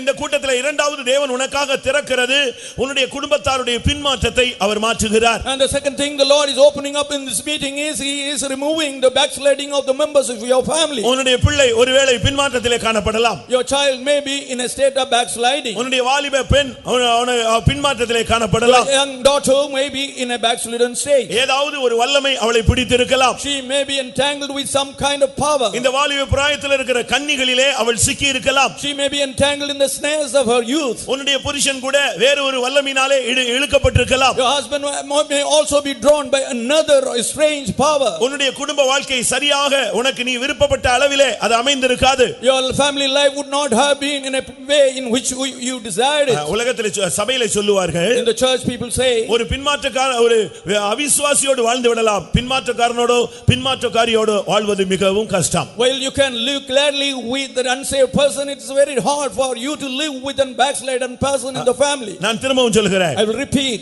ஒரு பாவியோடு ஒரு ரட்சிக்கப்படாத மனுஷனோடு கிறிஸ்துவை அறியாத மனுஷனோடு சுலபமாக வாழ்ந்து விடலாம். You can easily live with a man who is not saved, who has not accepted Jesus Christ. அப்படியே அவன் உங்களை தொந்தரவு பண்ணினாலும் அவன் அறியாமல் செய்கிறான். Even if he afflicts you, he is doing it unknowingly. ஆனால் ஒரு பின்மாற்றக்காரனோடு பின்மாற்றக்காரியோடு பின்மாற்ற பிள்ளைகளோடு பெற்றோர்களோடு வாழ்வது என்பது மிகவும் கஷ்டம். But it is a very hard thing for you to live with a backslidden person, whether it is your daughter, son or husband or wife. அருமையானவர்களே, உங்களுக்குள்ள இந்த பின்மாற்றத்தின் போராட்டம் இருக்கிறதா? Beloved, do you have this? Are you in this struggle of backsliding? தேவ சமூகத்திலே போக உனக்கு interest இல்லாமல் இருக்கிறாயா? Are you unwilling to go to the presence of God? ஜெபம் உனக்கு ஒரு விருதாவாய் தென்படுகிறதா? Is the prayer does the prayer seem a void? இந்த சபை ஐக்கியம் என்பது உனக்கு ஒரு வினோதமாய் தோன்றுகிறதா? Does the fellowship in the church look strange to you? இப்படிப்பட்ட கட்டுப்பாடுகள் தேவையா? Do you need such disciplining? இப்படிப்பட்ட உபதேசங்கள் அவசியமா? Are these kinds of messages necessary? இப்படிப்பட்ட கேள்விகள் எல்லாம் உனக்குள்ளே நூதனமாக எழும்புகிறதா? Are you getting into such kinds of thoughts and questions? இப்படி கேள்விகள் எழும்பினால் உனக்கு பின்மாற்றத்தினுடைய தோற்றங்கள், அந்த குஷ்டரோகத்தின் அறிகுறிகள் தென்படுகிறது என்று அர்த்தம். If such questions are arising you, that it means the signs of leprosy are occurring in you. ஆனால் இரக்கமுள்ள தேவன் இன்றைக்கு அந்த பிரேத குழிகளை திறக்கிறார். But the kind God is opening the tombs today. இந்த கூட்டம் முடியறதுக்குள்ளே உங்களுடைய குடும்பத்திலே போராடுகிற அந்த பின்மாற்ற ஆவி கடிந்து கொள்ளப்படுகிறது. Before the end of this meeting today, that the backsliding spirit in your family is being rebuked. அந்த பின்மாற்றம் போகும் பொழுது, when that backsliding goes away, நீ தகப்பனிடத்திலே திரும்பி வருவாய். and you will come back to your father. உன் பிதாவின் வீட்டுக்கு நீ திரும்பி வருவாய். You will return to the father's house. உன்னை நீயே தாழ்த்துவாய். You will humble yourself. எனக்கு தகுதி இல்லை என்று சொல்லுவாய். You will plead your unworthiness. எனக்கு எந்த மேன்மையும் இல்லை என்று சொல்லுவாய். You will say, I have nothing to glorify me. அது தானாகவே உனக்குள்ளே அந்த பிரேத குழியிலிருந்து வெளியே வந்தால் உனக்குள்ளே இருக்கிற எல்லா சூழ்நிலையும் மாறும். When you come out of the tomb, all these things will come into your life spontaneously. அந்த பிரேத குழியிலிருந்து கொண்டு வரப்பட்டதான் அந்த லாசரு இயேசுவுக்கு பணிவிடை செய்தான். இயேசுவோடு பந்தி இருந்தான். இயேசு இயேசு இயேசுன்றே அவனுடைய வாழ்க்கை முடிகிறது. Lazarus was brought out of the tomb, was always with the Lord Jesus Christ. He sat in the table with Jesus Christ. Always he was muttering about the Lord Jesus Christ. ஒருவேளை உங்களுடைய வாழ்க்கையிலே இப்படிப்பட்ட பின்மாற்றக்காரர்களோடு போராடி கொண்டிருக்கிறீர்களா? Perhaps are you struggling with such backslidden people? உங்களை ஜெபிக்க விட மாட்டாங்க. They will not allow you to pray. உங்களை கோயிலுக்கு போக விட மாட்டாங்க. They will dissuade you from going to the church. அவர்கள் அந்நியர்கள் அல்ல. They are not strangers. அவர்கள் ஆவிக்குள்ள இருந்து பின்மாறி போனவர்கள். They are the spirituals who have backslidden. அவர்களுக்குள்ள ஏதாவது ஒரு காரியத்திலே பின்மாற்றம் வந்திருக்கும். They would have gone back in some matter in their life. ஒன்று எதிர்க்கிற சுபாவத்தினால பின்மாற்றம் வந்திருக்கும். One, it may be a resisting spirit. இல்லாவிட்டால் பண ஆசையினாலே பின்மாற்றம் வந்திருக்கும். Or due to greediness. ஐஸ்வர்யவானாய் மாறும்படியாக அவர்கள் பின்மாற்றத்திலே போய் இருப்பார்கள். They would have gone into backsliding because they want to become rich. இந்த பரிசுத்தவான்களுடைய நடத்திப்பு அவர்களுக்கு விகாரமாய் தோன்றியிருக்கும். And the leading of the saints may appear strange to them. உலக ஆசைகள் இச்சைகள் அவர்களுக்கு ஒரு பின்மாற்றத்தை கொண்டு வந்திருக்கும். Lust and affections would have brought in backsliding in their life. இதெல்லாம் உங்களுடைய வாழ்க்கை உங்களுடைய குடும்பத்திலே ஒரு சிலருக்கு இருக்கலாம். Some family members in your family may have this nature. ஆனால் இன்றைக்கு தேவனுடைய வார்த்தை சொல்லுகிறது, நான் பிரேத குழிகளை திறக்க போகிறேன். But today the word of God is declaring that I am going to open the tombs. கர்த்தருடைய பரிசுத்த நாமத்துக்கு மகிமை உண்டாவதாக. Glory be to the holy name of God. மூன்றாவது அவர் திறப்பது. The third thing he opens is, இனிமேல் அது ஒரே காரியத்திலே பல அனுபவங்களை நான் உங்களுக்கு சொல்கிறேன். I will tell you of various experiences in that subject. அடுத்ததாக அவர் திறக்க போகிறது வானத்தை திறக்கிறார். The next thing he is going to open is the heaven. இது எந்த விஞ்ஞானியாலும் திறக்க முடியாது. No scientist can open the heaven. எவ்வளவு முயற்சி எடுத்தாலும் முடியாது. Whatever he tries, it's impossible for him. இன்றைக்கு பூமிக்குரிய ஆசீர்வாதங்களை மாத்திரமல்ல, not only the earthly blessings today, உன்னுடைய தாகத்தை அவர் தீர்ப்பது மாத்திரமல்ல, not only he quenches your thirst, உன்னுடைய விழுகையும் பின்மாற்றத்தையும் அவர் சீர்படுத்துவது மாத்திரமல்ல, not only he sets right your backsliding and your apostasy, உனக்காக இன்றைக்கு அவர் தம்முடைய வானத்தை அவர் திறக்கிறார். he is opening his heavens for you today. எப்பொழுது ஒரு மனிதனுக்கு வானம் திறக்கப்படுகிறது? When the heavens are open for a man. மத்தேயு எழுதின சுவிசேஷம் 3ஆம் அதிகாரம் 16ஆம் வசனத்தை பார்க்கும் பொழுது, when we read from Matthew chapter 3:16, இயேசு கிறிஸ்து ஞானஸ்நானம் பெற்று கரையேறின பொழுது வானம் திறந்து பரிசுத்த ஆவியானவர் புறாவின் ரூபத்திலே அவர் மேல் வந்து இறங்கினார். when the Lord Jesus Christ took baptism and came out of the water, the Holy Spirit came in the form of a dove and descended upon him. அருமையானவர்களே, உங்களுக்காக கர்த்தர் தம்முடைய வானத்தை அவர் திறக்கிறார். Beloved, for you the Lord is opening the heaven for you. இன்றைக்கு உனக்கு வானம் திறக்கப்பட வேண்டுமா? Do you want the heaven to be open for you? அநேகருக்கு வானம் ஒரு இரும்பும் ஒரு வெண்கலமுமாக தென்பட்டு கொண்டிருக்கிறது. For many people the heaven appears to be iron and brass. இன்றைக்கு அந்த வானத்தை நோக்கி அவர்கள் அபயமிடுகிறார்கள். They are crying out towards that heaven today. பிரியமானவர்களே, வானத்தை நோக்கி நீங்கள் அபயமிடுவதற்கு முன்பாக உங்களுடைய வாழ்க்கையிலே நீங்கள் சீர்படுவதை சரிப்படுத்துவதை தேவன் விரும்புகிறார். God wants you to make your life perfect before you are crying out to the heaven today, வானம் உனக்கு திறக்கப்பட வேண்டும் என்றால், if the heaven is to be opened for you, நீ சரியான ஒரு ஞானஸ்நானத்தை எடுக்க வேண்டியது அவசியம். you need to take the proper baptism. ஞானஸ்நானம் என்பது ஆவிக்குரிய ஜீவியத்தினுடைய முதுகெலும்பு. Baptism is the backbone of the spiritual life. சரியான ஞானஸ்நானம் இருந்தால் பரிசுத்த ஆவியானவர் நிச்சயமாய் உன்னை நிரப்புவார். And if you have the proper and the right baptism, the Holy Spirit will fill you with. அதென்ன சரியான ஞானஸ்நானம், சரியில்லாத ஞானஸ்நானம்? What is the right baptism and the wrong baptism? பிதா, குமாரன், பரிசுத்த ஆவி நாமத்திலே நீ ஞானஸ்நானம் எடுக்க வேண்டியது அவசியம். You need to take the baptism in the name of the Father, the Son and the Holy Spirit. மத்தேயு 28ஆம் அதிகாரத்திலே இயேசு என்ன சொல்லி போனார்? What did the Lord Jesus say in Matthew chapter 28? நீங்கள் புறப்பட்டு போய் சகல ஜாதிகளையும் சீஷராக்கி பிதா, குமாரன், பரிசுத்த ஆவி நாமத்தினாலே அவர்களுக்கு ஞானஸ்நானம் கொடுத்து நான் கட்டளையிட்ட யாவையும் கைக்கொள்ளும்படி அவர்களுக்கு உபதேசம் பண்ணுங்கள் என்று சொன்னார். He told his disciples, go forth and make people of your disciples and baptize them in the name of the Lord Jesus, in the name of Father, Son and the Holy Spirit, and make them to observe all the things I have commanded you to do. பிரியமானவரே, உங்களில் எத்தனை பேர் அப்படிப்பட்ட ஞானஸ்நானத்தை எடுத்து இருக்கிறீர்கள்? Lord, how many of you have subjected yourself to that kind of baptism? ஞானஸ்நானம் கரெக்ட்டா இருக்கணும். The baptism should be in the proper way. அது சரியான ஒரு மறுஜென்ம முழுக்க ஞானஸ்நானமாக எடுத்திருக்க வேண்டும். You should have taken the baptism as a baptism of regeneration. அபிஷேகம் பெற்ற ஒரு தேவனுடைய மனுஷனுடைய கைகளிலே நீ எடுத்திருக்க வேண்டும். You should have been baptized under the hand of a man who is anointed with the Holy Spirit. அப்போஸ்தலர் 19ஆம் அதிகாரம் 2ஆம் வசனத்திலே, In Acts of the Apostles in chapter 19 verse 2, நீங்கள் ஞானஸ்நானம் விசுவாசிகள் ஆனபோது பரிசுத்த ஆவியை பெற்றீர்களா என்ற ஒரு கேள்வி எழுப்பப்பட்டது. a question was raised, have you received the Holy Spirit since you believed? அப்ப அவங்க சொன்னாங்க, அப்படி நாங்க ஒன்று கேள்விப்படவே இல்லை.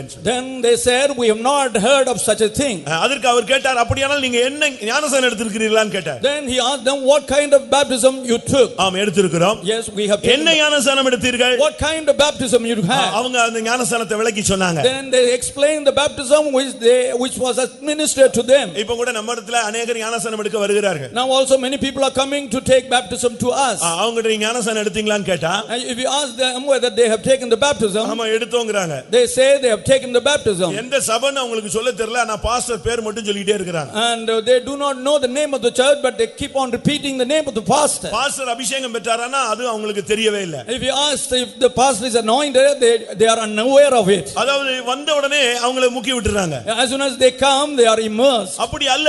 It's not so. நீ பாவத்துக்கு கரையேற வேண்டியது அவசியம். You have to come out of sin. அந்த ஜலத்திலிருந்து அவர்கள் கரையேறினால் தான் ஆவியானவர் இறங்குவார். The Holy Spirit will descend on them only if they come out of the water. ஜலம் என்பது உலகத்தை காண்பிக்கிறது. The water portrays the world. மனித அன்பை காண்பிக்கிறது. It shows the love of man. பாவ உலகத்தின் பிடியை காண்பிக்கிறது. It shows the grip of the sinful world. நிந்தைகள் அவமானங்களை காண்பிக்கிறது. It shows the reproaches as scorn. நீ பாவத்தை விட்டு கரையேற வேண்டும். You have to come out of sin. உன்மேல் இருக்கிற நிந்தையிலிருந்து நீ கரையேற வேண்டும்.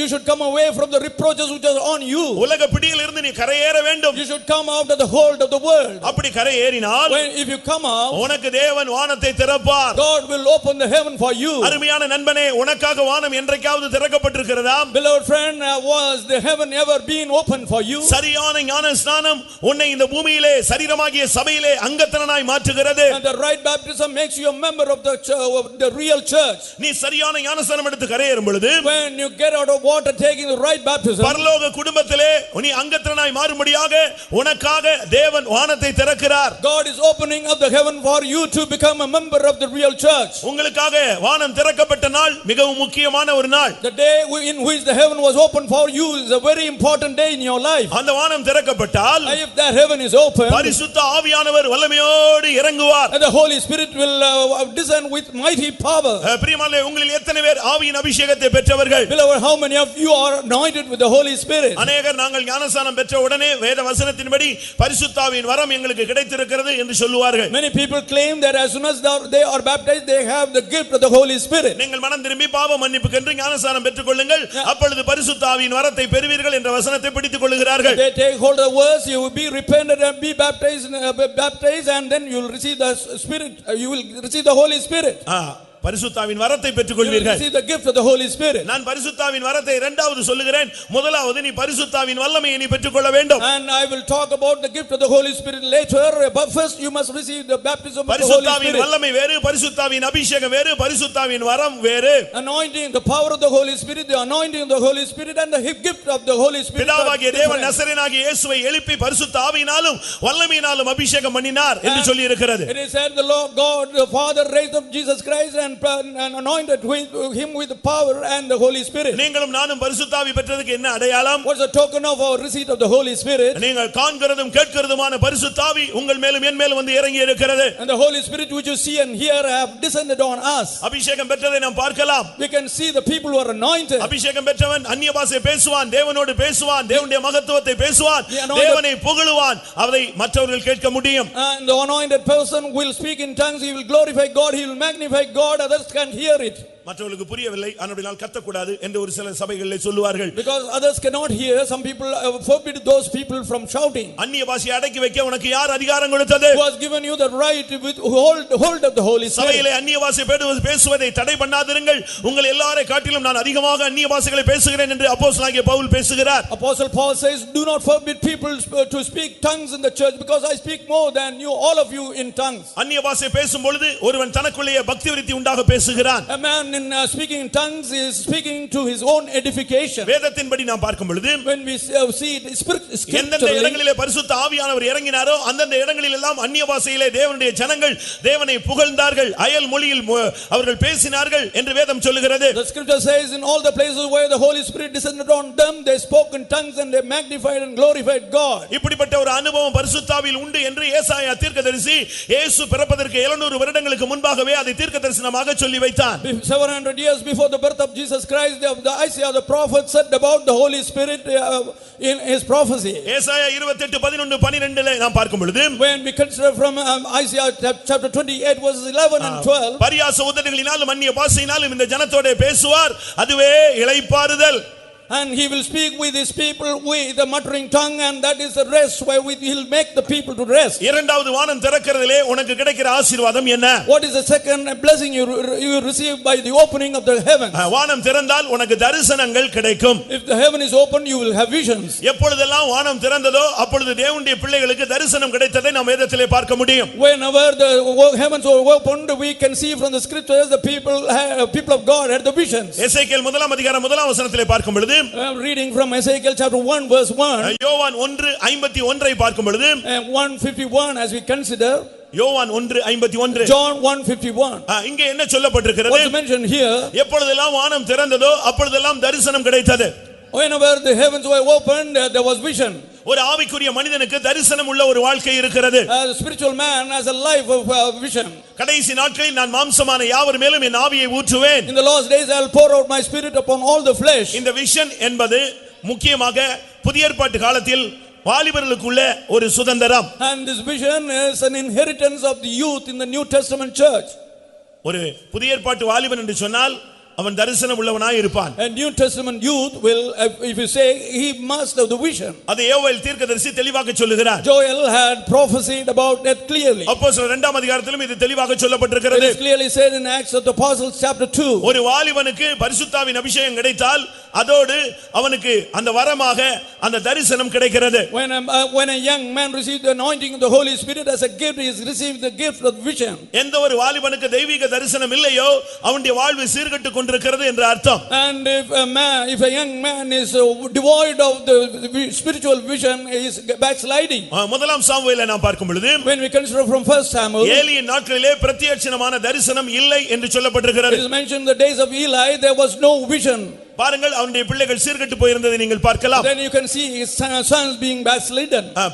தரிசனம் இல்லாத இடத்திலே ஜனங்கள் சீர்கெட்டு போவார்கள் என்று வேதம் சொல்லுகிறது. The Bible says where there is no revelation the people cast off restraint. அதுக்காக கண்ணை மூடின உடனே தரிசனம் பார்க்கணும்னு நான் சொல்லவில்லை. I do not say just closing the eyes you will have the vision. கண்ணை மூடி விட்டு நான் அதை கண்டேன் இதை கண்டேன் என்று சொல்ல விரும்பவில்லை. I do not want you to say after closing your eyes to say I have this vision and that thing. உன்னுடைய வாழ்வில் தேவையானதை கர்த்தர் உனக்கு தரிசனத்திலே வெளிப்படுத்துவார். God will reveal reveal what is necessary for you in your vision. Shadrach Meshach Abednego Daniel இவருடைய வாழ்க்கையை நீங்கள் பார்த்தால் கர்த்தர் அவர்களோடு இடைப்பட்ட விதங்களை நீங்கள் விளங்கிக் கொள்ள முடியும். And if you consider the life of Shadrach, Meshach, Abednego and Daniel, you can see the way in which the Lord encountered with them. கர்த்தர் இன்றைக்கு உனக்காக தன்னுடைய வானத்தை திறந்து உனக்கு பரிசுத்தாவின் அபிஷேகத்தை கொடுப்பது மாத்திரமல்ல உனக்கு தெய்வீக தரிசனங்களையும் உனக்கு தருகிறார். Today the Lord is going to open up the heavens for you, and not only is going to give you the anointing of the Holy Spirit, but he is going to give you the vision. இதுவரைக்கும் உனக்கு தரிசனம் இல்லாவிட்டால் இதுவரை அந்த நல்ல வானம் உனக்கு திறக்கப்படவில்லை என்றுதான் அர்த்தம். Till now if you do not have the vision, that means that good heaven is not open for you. மூன்றாவது அவர் தன்னுடைய நல்ல பொக்கிஷசாலையாகிய வானத்தை உனக்கு திறக்கிறார். Then he is opening of his heaven, which is a good treasure of God. உபாகமம் 28:12 நீங்கள் இதை பார்க்கலாம். You can see it from Deuteronomy chapter 28 verse 12. அவருடைய வானம் ஒரு நல்ல பொக்கிஷசாலை. His heaven is a good storehouse. தமிழ்ல வானம் வானம்னு சொல்றோம், இங்கிலீஷ்ல எல்லாமே ஹெவன் பரலோகம் பரலோகம் தான் சொல்லப்பட்டிருக்கு. In English it is said as heaven, though we say in Tamil as vanam. பரலோகத்திலே நமக்கு நல்ல பொக்கிஷசாலையை கர்த்தர் ஏற்படுத்தி வைத்திருக்கிறார். God has ordained a good storehouse in heaven for us. அவருடைய பொக்கிஷம் என்ன? What is his treasure? ஞானம், அறிவு இவைகள் எல்லாம் கர்த்தருடைய பொக்கிஷங்கள். Wisdom and knowledge are all the treasures of God. கர்த்தருக்கு பயப்படுதல் என்பது அவருடைய பொக்கிஷம். And the fear of the Lord is his treasure. கொலோசியர் 2:3 பார்க்கும் பொழுது, when we consider from Colossians chapter 2 verse 3, இல்லாவிட்டால் ஏசாயா 33:6 பார்க்கும் பொழுது, or in Isaiah 33 verse 6, இவைகளில் எல்லாம் கர்த்தருடைய பொக்கிஷங்கள் தெளிவாக சொல்லப்பட்டிருக்கிறது. it's very clearly mentioned these as the treasures of God. ஒரு தேவனுடைய பிள்ளைக்காக அவர் தன்னுடைய நல்ல பொக்கிஷசாலையாகிய வானத்தை அவர் திறக்கிறார். For a child of God is opening up his heaven, which is a storehouse of him. ஞானம், the wisdom, அறிவு, the knowledge, புத்தி, and understanding, Vivegam, and prudence, இவைகள் எல்லாம் தேவனிடத்திலிருந்து ஒரு மனிதனுக்கு வருகிறது. these all proceed from God to a man. கர்த்தருக்கு பயப்படுதல் கூட தேவனிடத்திலிருந்து வரக்கூடிய ஒரு ஈவுதான். The fear of the Lord is also a gift from God. அருமையான நண்பனே, beloved friend, உனக்காக அவர் நல்ல பொக்கிஷசாலையாகிய வானத்தை இன்றைக்கு திறப்பேன் என்று வாக்கு கொடுக்கிறார். he is giving you the promise today. He is going to open the heaven, which is the storehouse. உங்களில் எத்தனை பேர் ஞானத்திலே குறைவுள்ளவர்கள்? How many of you are lacking wisdom? எத்தனை பேர் அறிவிலே குறைவுள்ளவர்கள்? How many of you are lacking in understanding? எத்தனை பேர் புத்தியிலே குறைவுள்ளவர்கள்? How many of you are lacking in knowledge? ஆனால் இன்றைக்கு கர்த்தர் உனக்காக அந்த பொக்கிஷசாலையை கர்த்தர் திறக்க போகிறார். Today, but for you the Lord is going to open up the storehouse for you. உன்னுடைய பழைய அறிவு உன்னை விட்டு போய்விடும். Your old wisdom will leave you. அந்த இயலாத தன்மை உன்னை விட்டு போய்விடும். Your inability will depart from you. கர்த்தர் தன்னுடைய அனந்த ஞானத்தினால் உன்னை நிரப்புவார். God will fill you with his manifold goodness. தானியேல் ஒரு சாதாரண மனுஷன். Daniel was an ordinary man. ஒரு நல்ல குடும்பத்தில் பிறந்திருந்தான். He was born of a good family. ஆனால் சூழ்நிலை அவனை அடிமையாய் மாற்றினது. But the circumstances made him a slave. ஆனால் அவன் தேவனை பற்றிக் கொண்ட பொழுது, but when he clung to the Lord, தன்னுடைய வாழ்க்கையிலே பிரதிஷ்டை பண்ணி கொண்ட பொழுது, when he consecrated in his life, வெளிச்சம் அவனிடத்திலே வந்து தங்கினது. he was enlightened and the light stayed in him. தேவனுடைய வல்லமை அவனை வந்து தங்கினது. the power stayed with him. அவனுக்குள்ளே மறைபொருளை வெளிப்படுத்தக்கூடிய அறிவு தேவன் கொடுத்தார். God gave him the knowledge to reveal the mysteries. இது எப்படி வந்தது? How did he accrue this? பரிசுத்த ஆவியின் மூலமாக தேவனுடைய ஈவினால் அவனுக்குள்ளே வந்தது. This came by the anointing of the Holy Spirit, by the gift of God. எந்த சிக்கலா இருந்தாலும் ஒரு நைட்ல அதை கிளியர் பண்ணிடுவான். Any entanglement will be cleared by him over a night. எவ்வளவு போராட்டமா இருந்தாலும் ஒரு நைட் அவனுக்கு தவணை கிடைச்சா போதும், ஜெபத்தே அதை கிளியர் பண்ணிடுவான். And if you get a chance for a night, any problem he'll solve it in a night. அவனுடைய வாழ்க்கையில ஒரு பெரிய போராட்டம். There was a great struggle in his life. எல்லா ஞானிகளையும் கொல்லும்படியாக ஒரு உத்தரவு. There was a decree to kill all the wise men. என்ன செய்ய வேண்டும் என்று அவன் தவித்து விட்டான். He was groaning as to do what? அவன் சொன்னான், ஒரு நாள் ஒரு இரவு எனக்கு தவணை கொடுங்கள் சொன்னான். He asked for a day as his chance. அது அந்த இடத்தை விட்டு ஓடி போறதுக்கல்ல. It was not to escape from that place. அவன் தேவ சமூகத்திலே போய் இருந்தான். He went and sat in the presence of God. ஒரே ஒரு இரவு, just one night. கர்த்தருடைய ஆவி அவனை இறங்கி ஞானத்தினாலும் அறிவினாலும் மறைபொருளை விளங்கக்கூடிய சக்தியினாலும் நிரப்பினது. The Spirit of God descended on him and filled him with the wisdom, with the knowledge of wisdom and understanding. அருமையானவர்களே, இன்றைக்கு கர்த்தர் உனக்கு வானத்தை திறப்பது மாத்திரமல்ல, நல்ல பொக்கிஷசாலையாகிய வானத்தை திறக்கிறார். And not only the Lord is opening of the heaven, but he's opening of the treasure house of his heaven. நன்மையான எந்த வரமும் ஜோதிகளின் பிதாவினிடத்திலிருந்து இறங்கி வருகிறது. Any good gift is coming down from the Father of lights. நன்மையான எந்த ஈவும் பூர்ணமான எந்த வரமும் ஜோதிகளின் பிதாவினிடத்திலிருந்து தான் இறங்கி வரும். Any good gift and any perfect gift is coming down from the Father of lights. கர்த்தருடைய ஆவி உன்மேல் அமர்விதமாக இருப்புமானால் உன்னை பிள்ளைகளை கர்த்தர் ஞானத்தினால் நிரப்புவார். If you are filled with the abundance of the Spirit of God, God will fill your children with wisdom. ஒருவேளை இதுவரை புரியாது என்று சொல்லுவான். Till now he may be saying he cannot understand. மனதில் நிற்கவில்லை என்று சொல்லுவான். He may say it does not stay in his mind. 4 நாட்களுக்கு முன்பாக லண்டன்ல இருந்து ஒரு சகோதரன் எனக்கு போன்ல பேசினார். 4 days back a brother from London spoke with me. எனக்கு அவரை தெரியவே தெரியாது.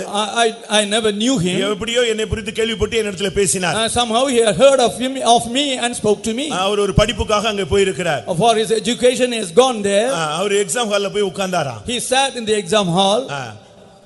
அந்த क्वेश्चனை வாங்கி பார்த்த உடனே அப்படியே எல்லாமே blank-ஆ தெரிஞ்சதா, ஒண்ணுமே புரியலையா. And seeing the question paper he became a blank. அவர் சொல்றாரு, he said கொடுக்கப்பட்ட டைமே ரொம்ப short. the time given was very short. அடுத்த ஒரு எக்ஸாம் எழுதணும். He had to appear for another exam. 20 நிமிஷம். ஆனா படிச்சது ஞாபகத்துல இருக்கு. ஆனா என்ன எழுதணும்ங்கிறது எனக்கு ஒண்ணுமே ஓடவே இல்ல. The subject was known to him, what he has studied. He knew the subject but he could not write. நான் அந்நிய தேசத்துல போய் படிக்கிறேன். I am studying in an alien country. என் மனைவி பிள்ளைகளை எல்லாம் விட்டுட்டு வந்து நான் படிச்சிட்டு இருக்கேன். I left my wife and children and I am studying there. ஆனா என்ன செய்கிறது? But what to do now? 20 நிமிடம். Oh, just 20 minutes. எக்ஸாம் ஹால்ல உட்கார்ந்து அழுதாராம். He was crying out in the exam hall. எல்லாரும் பார்த்தாங்களா, அவங்கவங்க எழுதிக்கிட்டே இருக்காங்க, இவருக்கு ஒண்ணுமே ஓடல. Well, all of them were writing, he could not write. ஒரு அபிஷேகம் வந்தது. He get into an unction. அவர் சொல்றாரு, அதுக்கு பின்பு நான் எழுதுனது நான் எழுதல, எல்லாம் தெய்வமே எழுதி விட்டார். After that what I wrote was not written by me, God himself made me to write. உங்களில் ஒருவன் ஞானத்தில் குறைவுள்ளவனாக இருந்தால் யாவருக்கும் சம்பூர்ணமாக கொடுக்கிற அவரிடத்திலே சந்தேகம் இல்லாமல் கேட்க கடவன். If any one of you lacks wisdom, let him ask of God who does not upbraid anyone and gives to those who ask without doubt. ஒரு காலேஜ் ஸ்டூடண்ட் சொன்னான். A college student told me, எனக்கு படிப்பே வராது. I cannot study. படிப்புல இன்ட்ரஸ்டே கிடையாது. I am not interested in the study. அப்படி ரொம்ப நம்ம ஸ்ட்ரெயின் பண்ணா கூட எனக்கு அது வாய்க்காது. Out of much training also I am not able to study well. ஆனா ஞானஸ்நானம் எடுத்த பின்பு, but after taking the baptism, என்னுடைய போக்கே மாறிவிட்டது. my entire route changed. once அப்படியே அந்த புக்கை நான் பார்த்தேன்னா அது அப்படியே எனக்கு பை ஹார்ட் ஆயிடுச்சு. And once I scan through the book, everything comes to my mind. இதுதான் கர்த்தருடைய ஆவியிலே உள்ளாகிற ஒரு ஞானம். This is the wisdom accrued by the Spirit of God. பிரியமானவர்களே, இன்றைக்கு உங்களுக்காக உங்களுடைய பிள்ளைகளுக்காகவும் கர்த்தர் அந்த நல்ல பொக்கிஷ சாலையை உனக்காக திறக்கிறார். Beloved, today for you and for your children the Lord is opening up that good treasure house. அடுத்து உனக்கு இன்றைக்கு கர்த்தர் திறக்க போகிறது. The next thing God is going to open for you. மல்கியா 3ஆம் அதிகாரம் 10ஆம் வசனத்திலே பார்க்கும் பொழுது, as we see from Malachi chapter 3 verse 10, என் ஆலயத்தின் ஆகாரம் உண்டாயிருக்கும்படி தசம பாகங்களை எல்லாம் பண்டசாலையிலே கொண்டு வாருங்கள், அப்பொழுது நான் வானத்தின் பலகணிகளை திறந்து இடம் கொள்ளாமல் போக மட்டும் உங்கள் மேல் ஆசீர்வாதத்தை வர்ஷிக்க மாட்டேனோ என்று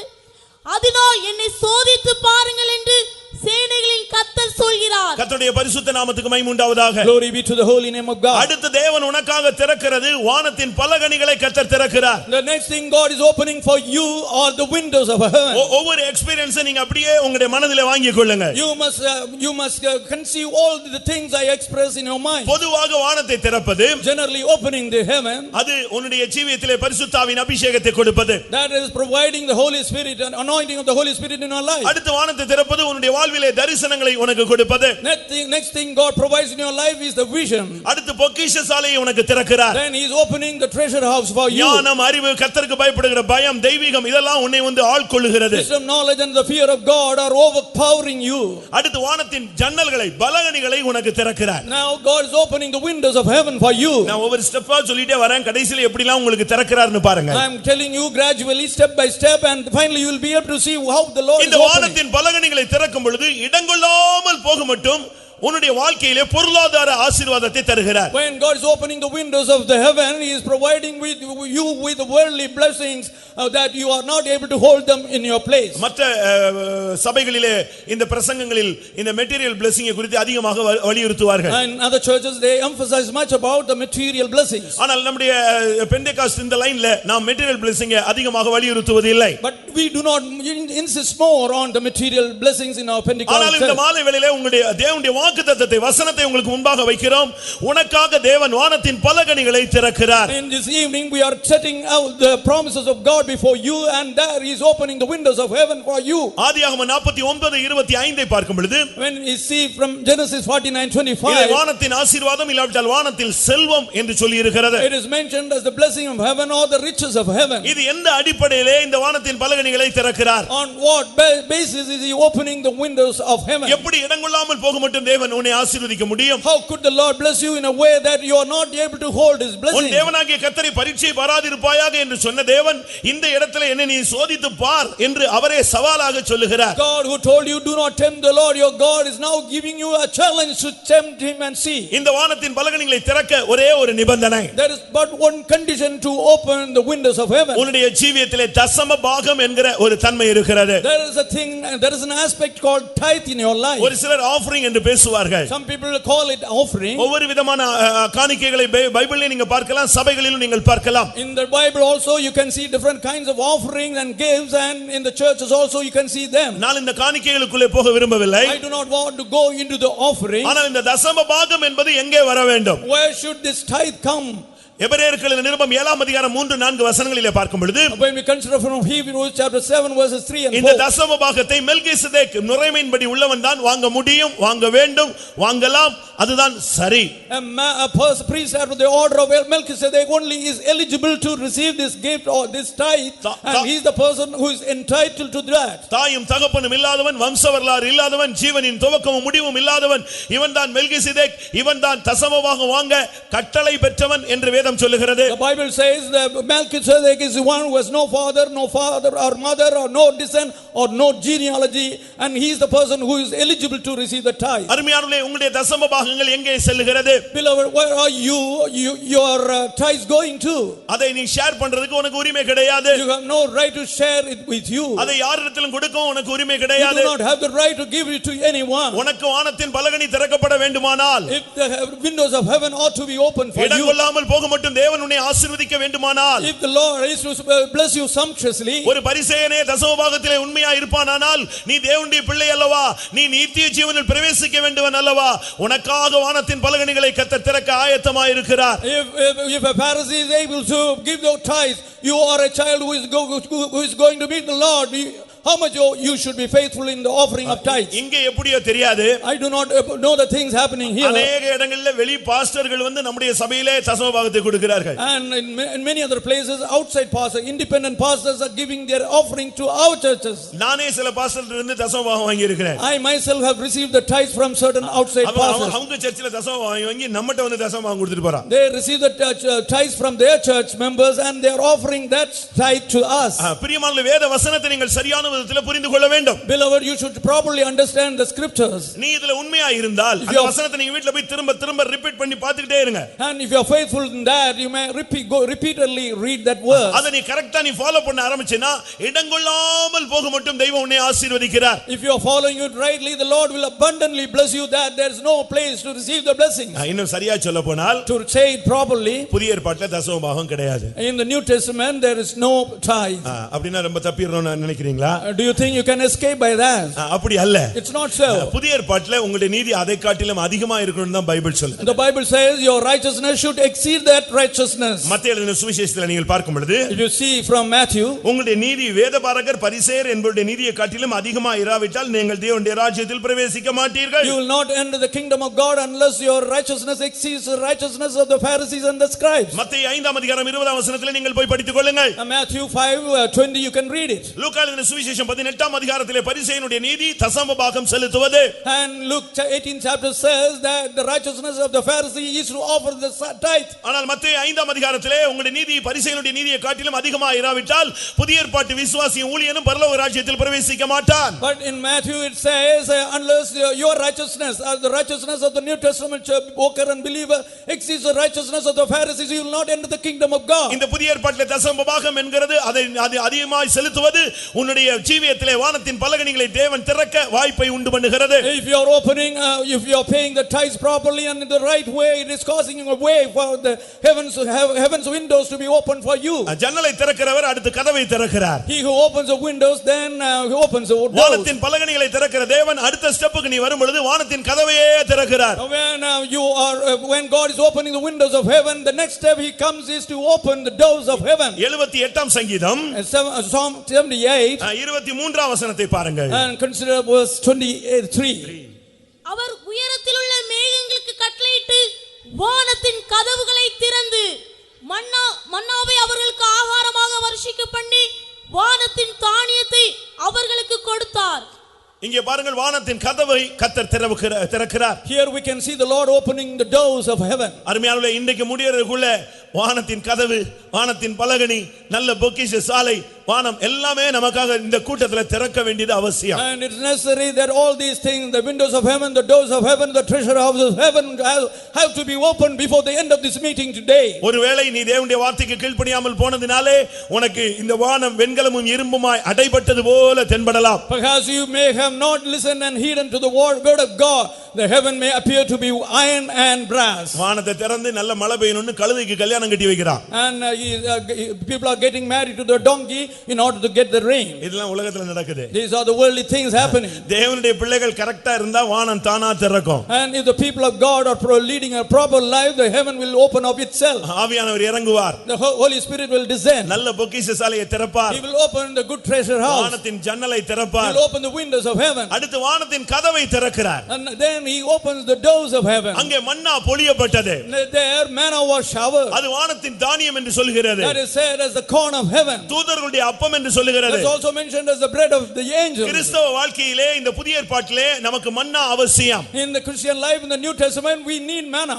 ஒவ்வொரு நாளும் தேவனுடைய வார்த்தை தான் உனக்குள்ளே உட்கொண்டு நீ வந்து கொண்டே இருக்க வேண்டும். You should keep on consuming the word of God daily. மனுஷன் அப்பத்தினால் மாத்திரமல்ல, not only by the bread man feeds. தேவனுடைய வாயிலிருந்து புறப்படுகிற ஒவ்வொரு வார்த்தையினாலும் அவன் பிழைப்பான். He will live by every word which proceeds from the mouth of God. ஒவ்வொரு நாளும் தேவனுடைய வார்த்தையை நீ தியானிக்க வேண்டியது அவசியம். You need to meditate on the word of God every day. இரவும் பகலும் தேவனுடைய வேத வசனத்திலே தியானமாய் இருக்கிற மனுஷன் பாக்கியவான், அவன் செய்வதெல்லாம் வாய்க்கும். Blessed is a man who meditates on the word of God day and night, and whatever he does will prosper.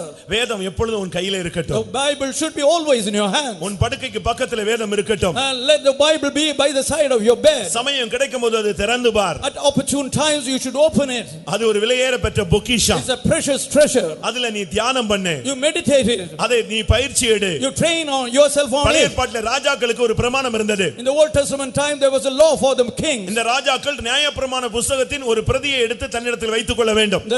The kings had to have a copy of the law and keep with them. அதை தினமும் வாசிக்க வேண்டும். They had to read it every day. அப்படி நீ ஒரு பிரதியை எடுத்துக்கொண்டு தினமும் அதை வாசித்தால் உன்னுடைய வாழ்நாள் நீடிக்கும் என்று ராஜாக்களுக்கு சொல்லப்பட்டது. To the kings it was mentioned, if you take a copy of it and read it daily, your life will be prolonged. ஒரு தேவனுடைய பிள்ளை எப்பொழுதும் அதை வைத்துக்கொண்டே இருக்க வேண்டும். A child of God should preserve it always. அதிலிருந்து வெளிப்படுத்தல் கிடைக்கும். You will get revelation out of it. அதிலிருந்து சில வார்த்தைகள் உன்னை நம்ப வைக்கும். And certain words will make you to trust it. சில வார்த்தைகள் உன்னோடு பேசும். Certain words will speak with you. சில வார்த்தைகள் உனக்கு போதிக்கும். Certain words will instruct you. சில வார்த்தைகள் உனக்கு ஜீவனை கொடுக்கும். Other words will give you life. சில வார்த்தைகள் உன் கட்டுகளை அவிழ்க்கும். Certain words will loose your bands. ஏனென்றால் வேத வசனம் எப்பொழுதுமே வெறுமையாக திரும்புகிறது இல்லை. Because the word of God will never return empty. அது அனுப்பின காரியத்தை செய்துவிட்டு தான் அது திரும்பி போகும். It will return only after accomplishing the thing for which it was sent. வனாந்தரத்திலே, இந்த வனாந்தர உலகத்திலே உன்னுடைய வாழ்க்கையிலே தேவனுடைய வார்த்தை மன்னா அவசியம். And you need manna in this wilderness life, in this world. வானத்தின் கதவையே கர்த்தர் உனக்கு திறப்பார். God will open even the doors of heaven. தேவ ஆலோசனை இல்லாமல் நீ எங்கும் போகாதே. Do not go anywhere without the counsel of God. தேவனுடைய வார்த்தை இல்லாமல் எங்கும் போகாதே. Without the counsel of God, don't go anywhere. தேவனுடைய நடத்துதல் இல்லாமல் வசனம் இல்லாமல் எங்கும் போகாதே. Do not go anywhere without the word and the leading of God. ஒரு வசனமாவது கிடைத்த பின்பு அதை பிடித்துக்கொண்டே நீ வெளியே போகலாம். You can go out only after getting a word and holding it. அது பேதையை ஞானியாய் மாற்றும். It makes the simple wise. அது ஆத்துமாவை உயிர்ப்பிக்கும். It quickens the soul. ஒரு ஆத்துமாவுக்கு அது போஜனமாய் மாறும். It will feed your soul. தேவனுடைய வார்த்தையை நீங்கள் உட்கொண்டு பாருங்கள். You just try to eat the word of God. அவைகளிலே நித்திய ஜீவன் உண்டே. There is eternal life in them. தேவனுடைய வார்த்தைகளுக்கு நீங்கள் அதிகமாக இடம் கொடுத்து பழகுங்கள். You should learn to give place to the word of God in an exceeding manner. வானத்தின் கதவை கர்த்தர் இந்த மாலை வேளையிலே உனக்கு திறப்பார். உனக்கு அந்தந்த நேரத்திலே தேவையான வார்த்தை வந்து கொண்டே இருக்கும். God will open the doors of heaven for you and you will be getting the time you get the word of God at the appropriate time. அது ஒரு நல்ல map. It's a good map. அது ஒரு நல்ல வழிகாட்டி. It's a good guide. இதெல்லாம் நமக்கு படிச்சு வச்சிருக்கோம், இல்ல பைபிள்ல ஒட்டி வச்சிருப்போம். And we will have read it or stuck to the ஆனா Bible. உங்களுடைய வாழ்க்கையில எத்தனை பேருக்கு வானத்தின் கதவு திறந்திருக்கிறது? But to how many of you are the doors of heaven open? தேவனுடைய வார்த்தை உங்களுக்கு எத்தனை பேருக்கு கிடைக்கிறது? How many of you are receiving the word of God? கர்த்தருடைய பரிசுத்த நாமத்துக்கு மகிமை உண்டாவதாக. Glory be to the holy name of God. அடுத்ததாக Then கர்த்தர் வானத்தின் மதகை திறக்கிறார். God opens up the fountains of heaven. Channel Channels of heaven. வானத்தின் மதகுகளை அதாவது ஷட்டரை திறக்கிறார். He opens the shutters of the channels of heaven. ஒரு டேம்ல ஒரு ஷட்டர் போட்டு அந்த தண்ணியை அணையை நிறுத்தி வச்சிருப்பாங்க. And the water is dammed in a dam with the shutters. அந்த மதகை திறந்து விட்டா When you open up the doors, அது எப்படி புறப்பட்டு வரும்னு பாருங்களேன். you see the way it gushes out. அதுபோல In the same way, தன்னுடைய பேழை உயரே எழும்பும்படியாக in order to raise or lift up the ark, அதுக்காக கர்த்தர் வானத்தின் மதகை திறந்தார் என்று வேதம் சொல்லுகிறது. and the Bible says, for that the Lord opened up the channels of heaven. அருமையான நண்பனே, உனக்காக தேவன் எதை திறக்க வேண்டும் என்று நீ காத்துக் கொண்டிருக்கிறாய்? Beloved, you're waiting for the Lord to open up what? கல்லறையை திறக்க வேண்டுமா? Should he open the sepulchre? உனக்காக கன்மலையை திறக்க வேண்டுமா? Or should he open up the வானத்தை திறக்க வேண்டுமா? or the heaven? பொக்கிஷசாலையை திறக்க Or வேண்டுமா? his treasure house? வானத்தின் பலகணியை திறக்க வேண்டுமா? Or the windows of heaven? வானத்தின் கதவை திறக்க வேண்டுமா? Or the doors of heaven? எல்லாவற்றுக்கும் மேலாக கர்த்தர் வானத்தின் மதகுகளை திறக்கிறார். Above all, God is opening up the channels of heaven. எவ்வளவு மேன்மையான ஒரு அனுபவம். What an excellent experience. இந்த வானத்தின் மதகு திறந்தால் If the channels of heaven are இந்த open, பூமியிலே கட்டப்பட்டிருக்கிற கிறிஸ்துவின் சரீரமாகிய சபை அந்த பேழை மேலே எழும்ப ஆரம்பிக்கும். and then the church of God which is built on this world, which is the ark, will begin to rise up. ஆதியாகமம் 7 அதிகாரம் 11 வசனம். Genesis chapter 7 verse 11. அங்க என்ன What's சொல்லப்பட்டிருக்கிறது? mentioned there? நோவாவுக்கு 600 வயதாகும் வருஷம் 2ஆம் மாதம் 17ஆம் தேதி ஆகிய அந்நாளிலே மகா ஆழத்தின் ஊற்று கண்கள் எல்லாம் பிளந்தன, வானத்தின் மதகுகளும் திறவுண்டன. வானத்தின் மதகுகளை கர்த்தர் திறக்க ஆரம்பித்தார். God began to open the fountains of heaven. ஒரு டேட் போட்டு on a particular date, ஒரு டைம் வச்சு giving a time. அந்த நேரத்துல அந்த பேழை அந்த வானத்தின் மதகை திறந்தார். At that appropriate time he opened the channels of heaven. அது வரைக்கும் மழை பெஞ்சிட்டே இருந்துச்சு. Till then it went on raining. பூமியின் ஊற்று கண்கள் திறந்தது. Or the springs of the earth opened up. இதெல்லாம் நடந்துட்டே தான் இருந்துச்சு. All these were happening. ஆனா எப்ப வானத்தின் மதகை திறந்தாரோ, when the moment he opened the channels of heaven, இந்த ஆர்க் இந்த பேழை எழும்ப ஆரம்பித்தது. the ark began to rise up. அருமையான நண்பனே, Dear friend, இது ஒரு மழை காலம். this is a rainy season. இல்லாவிட்டால் வானம் திறக்கப்பட்ட ஒரு காலம். This is a time when the heaven is open. ஆனால் வானத்தின் மதகு திறக்கக்கூடிய ஒரு காலம் வரப்போகிறது. But a time for the channels of heaven to open or at the prospect. அன்றைக்கு நீ இருக்கிற சபை எழும்புமா? Then your church rise up. உலகத்துல பல பேழைகளை உண்டு பண்ணி கொண்டிருக்கிறார்கள். People are making many arks in this world. அநேகருக்கு தரிசனம் கிடைத்ததாக சொல்லி நோவாவை போல பேழைகளை கட்டிக்கொண்டே இருக்கிறார்கள். Saying they have the vision. Many people are building up arks like Noah. ஏன் தெருவாக சபைகள் பேழைகள் கட்டுவதை நீங்கள் பார்க்கலாம். You can see churches being built in every street corner. அதை நாங்கள் தவறு என்று சுட்டி காட்டுகிறதில்லை. We are not blaming it. அவனுடைய அழைப்புக்கேற்ற வேண்டி அவன் ஊழியம் செய்துதான் ஆக வேண்டும். Every man has to do the ministry of God according to his ஆனால் call. இவைகளுக்கு மத்தியிலே But in the midst of all these, ஒரு கூட்டம் ஜனங்கள் இந்த பேழைக்குள்ளே வருகிறார்கள். a group of people are entering the ark. அந்த பேழை நோவாவின் பேழை. That is the ark of பரிசுத்த Noah. ஆவியின் மூலமாக இளைப்பாறுதல் பெற்ற ஜனம் பிரவேசிக்கிற பேழை. That is the ark where the people who have the rest by the Holy Spirit are இந்த entering. சபைதான் அது மேலே எழும்புகிறது. Only this church will rise up. இந்த சபை வானத்தின் மதகு திறக்க வரை இங்கே இருக்கும். This church will remain here as long till the channels of heaven are open. இப்பொழுது மழை பெய்து கொண்டிருக்கிறது. Now it keeps on raining. இந்த நேரத்திலே சபை எழும்பாது. At this time the church will not rise up. இதிலே சபை வளர்ச்சி அடைகிறது. And in this time the church is getting the growth. சபை பூரணத்தை நோக்கி போகிறது. The church is proceeding toward perfection. ஆனால் வானத்தின் மதகு திறக்கும். But the channels of heaven will be open. அன்றைக்கு தான் இந்த பேழை மேலே எழும்பும். It is then the ark will rise அந்த up. பேழை எழும்பி அரராத் மலை என்ற மலையிலே போய் தங்கிற்று.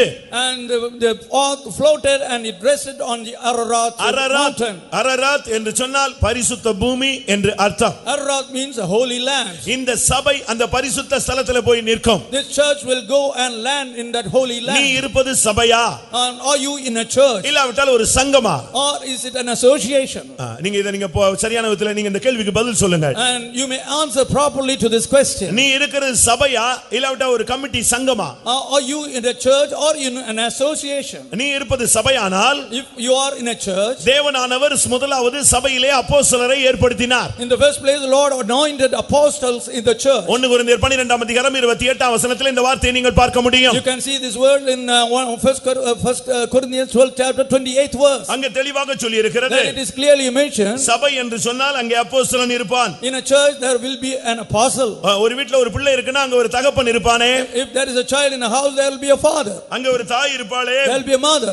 அதுபோல In the same way, சபை என்று சொன்னால் அதிலே அப்போஸ்தலன் இருப்பான். if it is a church, there will be the apostle. அப்போஸ்தலன் என்றால் அனுப்பப்பட்டவன் என்று அர்த்தமாம். Apostle means one who is sent. அப்போஸ்தலனுடைய முறைமை என்ன? What is the order of apostle? நான் கொஞ்ச நேரத்துக்கு முன்பாக சொன்னேன், அவன் தான் மெல்கிசேதேக்கின் முறைமையின்படி உள்ள ஆசாரியன். Before certain little time I told you, he is the priest in the order of Melchizedek. தாயும் தகப்பனும் வம்ச வரலாறும் இல்லாதவனே அப்போஸ்தலன். Apostle is one who has no father, no mother and no descent.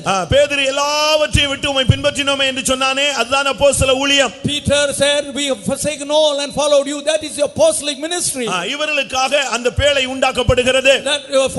That ark is being made for such people. அந்த பேழை தான் உயர எடுத்துக்கொள்ளப்படுகிறது. It is only that ark which will be taken up. இந்த சபையை எடுக்கும்படியாக கர்த்தர் வானத்தின் மதகை இன்னும் கொஞ்ச நாட்களில் திறப்பார். God will open the channels of heaven in a few days to take up this ark. இன்னும் கொஞ்ச நாட்களில் இந்த சரீரமாகிய சபை மறுரூபம் என்கிற ஒரு தன்மைக்குள்ளே கொண்டு வரப்படும். At a little time this church will be brought into the transformation. இதைத்தான் வேதம் சொல்லுகிறது, எக்காலம் தொனிக்கும் நாம் எல்லாரும் மறுரூபமாக்கப்படுவோம். This is what the Bible says, the trumpet will sound and we all shall be transformed. அருமையானவர்களே, உங்களுடைய வாழ்க்கை எந்த தன்மையிலே இன்றைக்கு காணப்படுகிறது? Beloved, what is the nature of your life today? ஒருவேளை நீங்கள் இந்த கிறிஸ்தவ பாதையிலே, இந்த பெந்தேகோஸ்தே பாதையிலே, இந்த வேத வசனத்தின் அடிப்படையிலே அப்போஸ்தல உபதேசத்தின் பாதையிலே பாடுகள் வேதனைகளை நீங்கள் சந்தித்துக் கொண்டிருக்கலாம். Perhaps you may be suffering trials and afflictions in this Pentecostal way with all kinds of sufferings. இந்த பாதை ஒரு முள்ளுள்ள ஒரு பாதைதான். This is a thorny way. சிலுவை இல்லாமல் சிங்காசனம் கிடையாது. There is no coronation without crucifixion. பாடுகளுக்கு மத்தியில் தான் ஒரு பெரிய மகிமையை தேவன் கொண்டு வருகிறார். God is bringing a great glory in the midst of affliction. இக்கால பாடுகள் இனிவரும் மகிமைக்கு ஒப்பிடத்தக்கவைகள் அல்ல.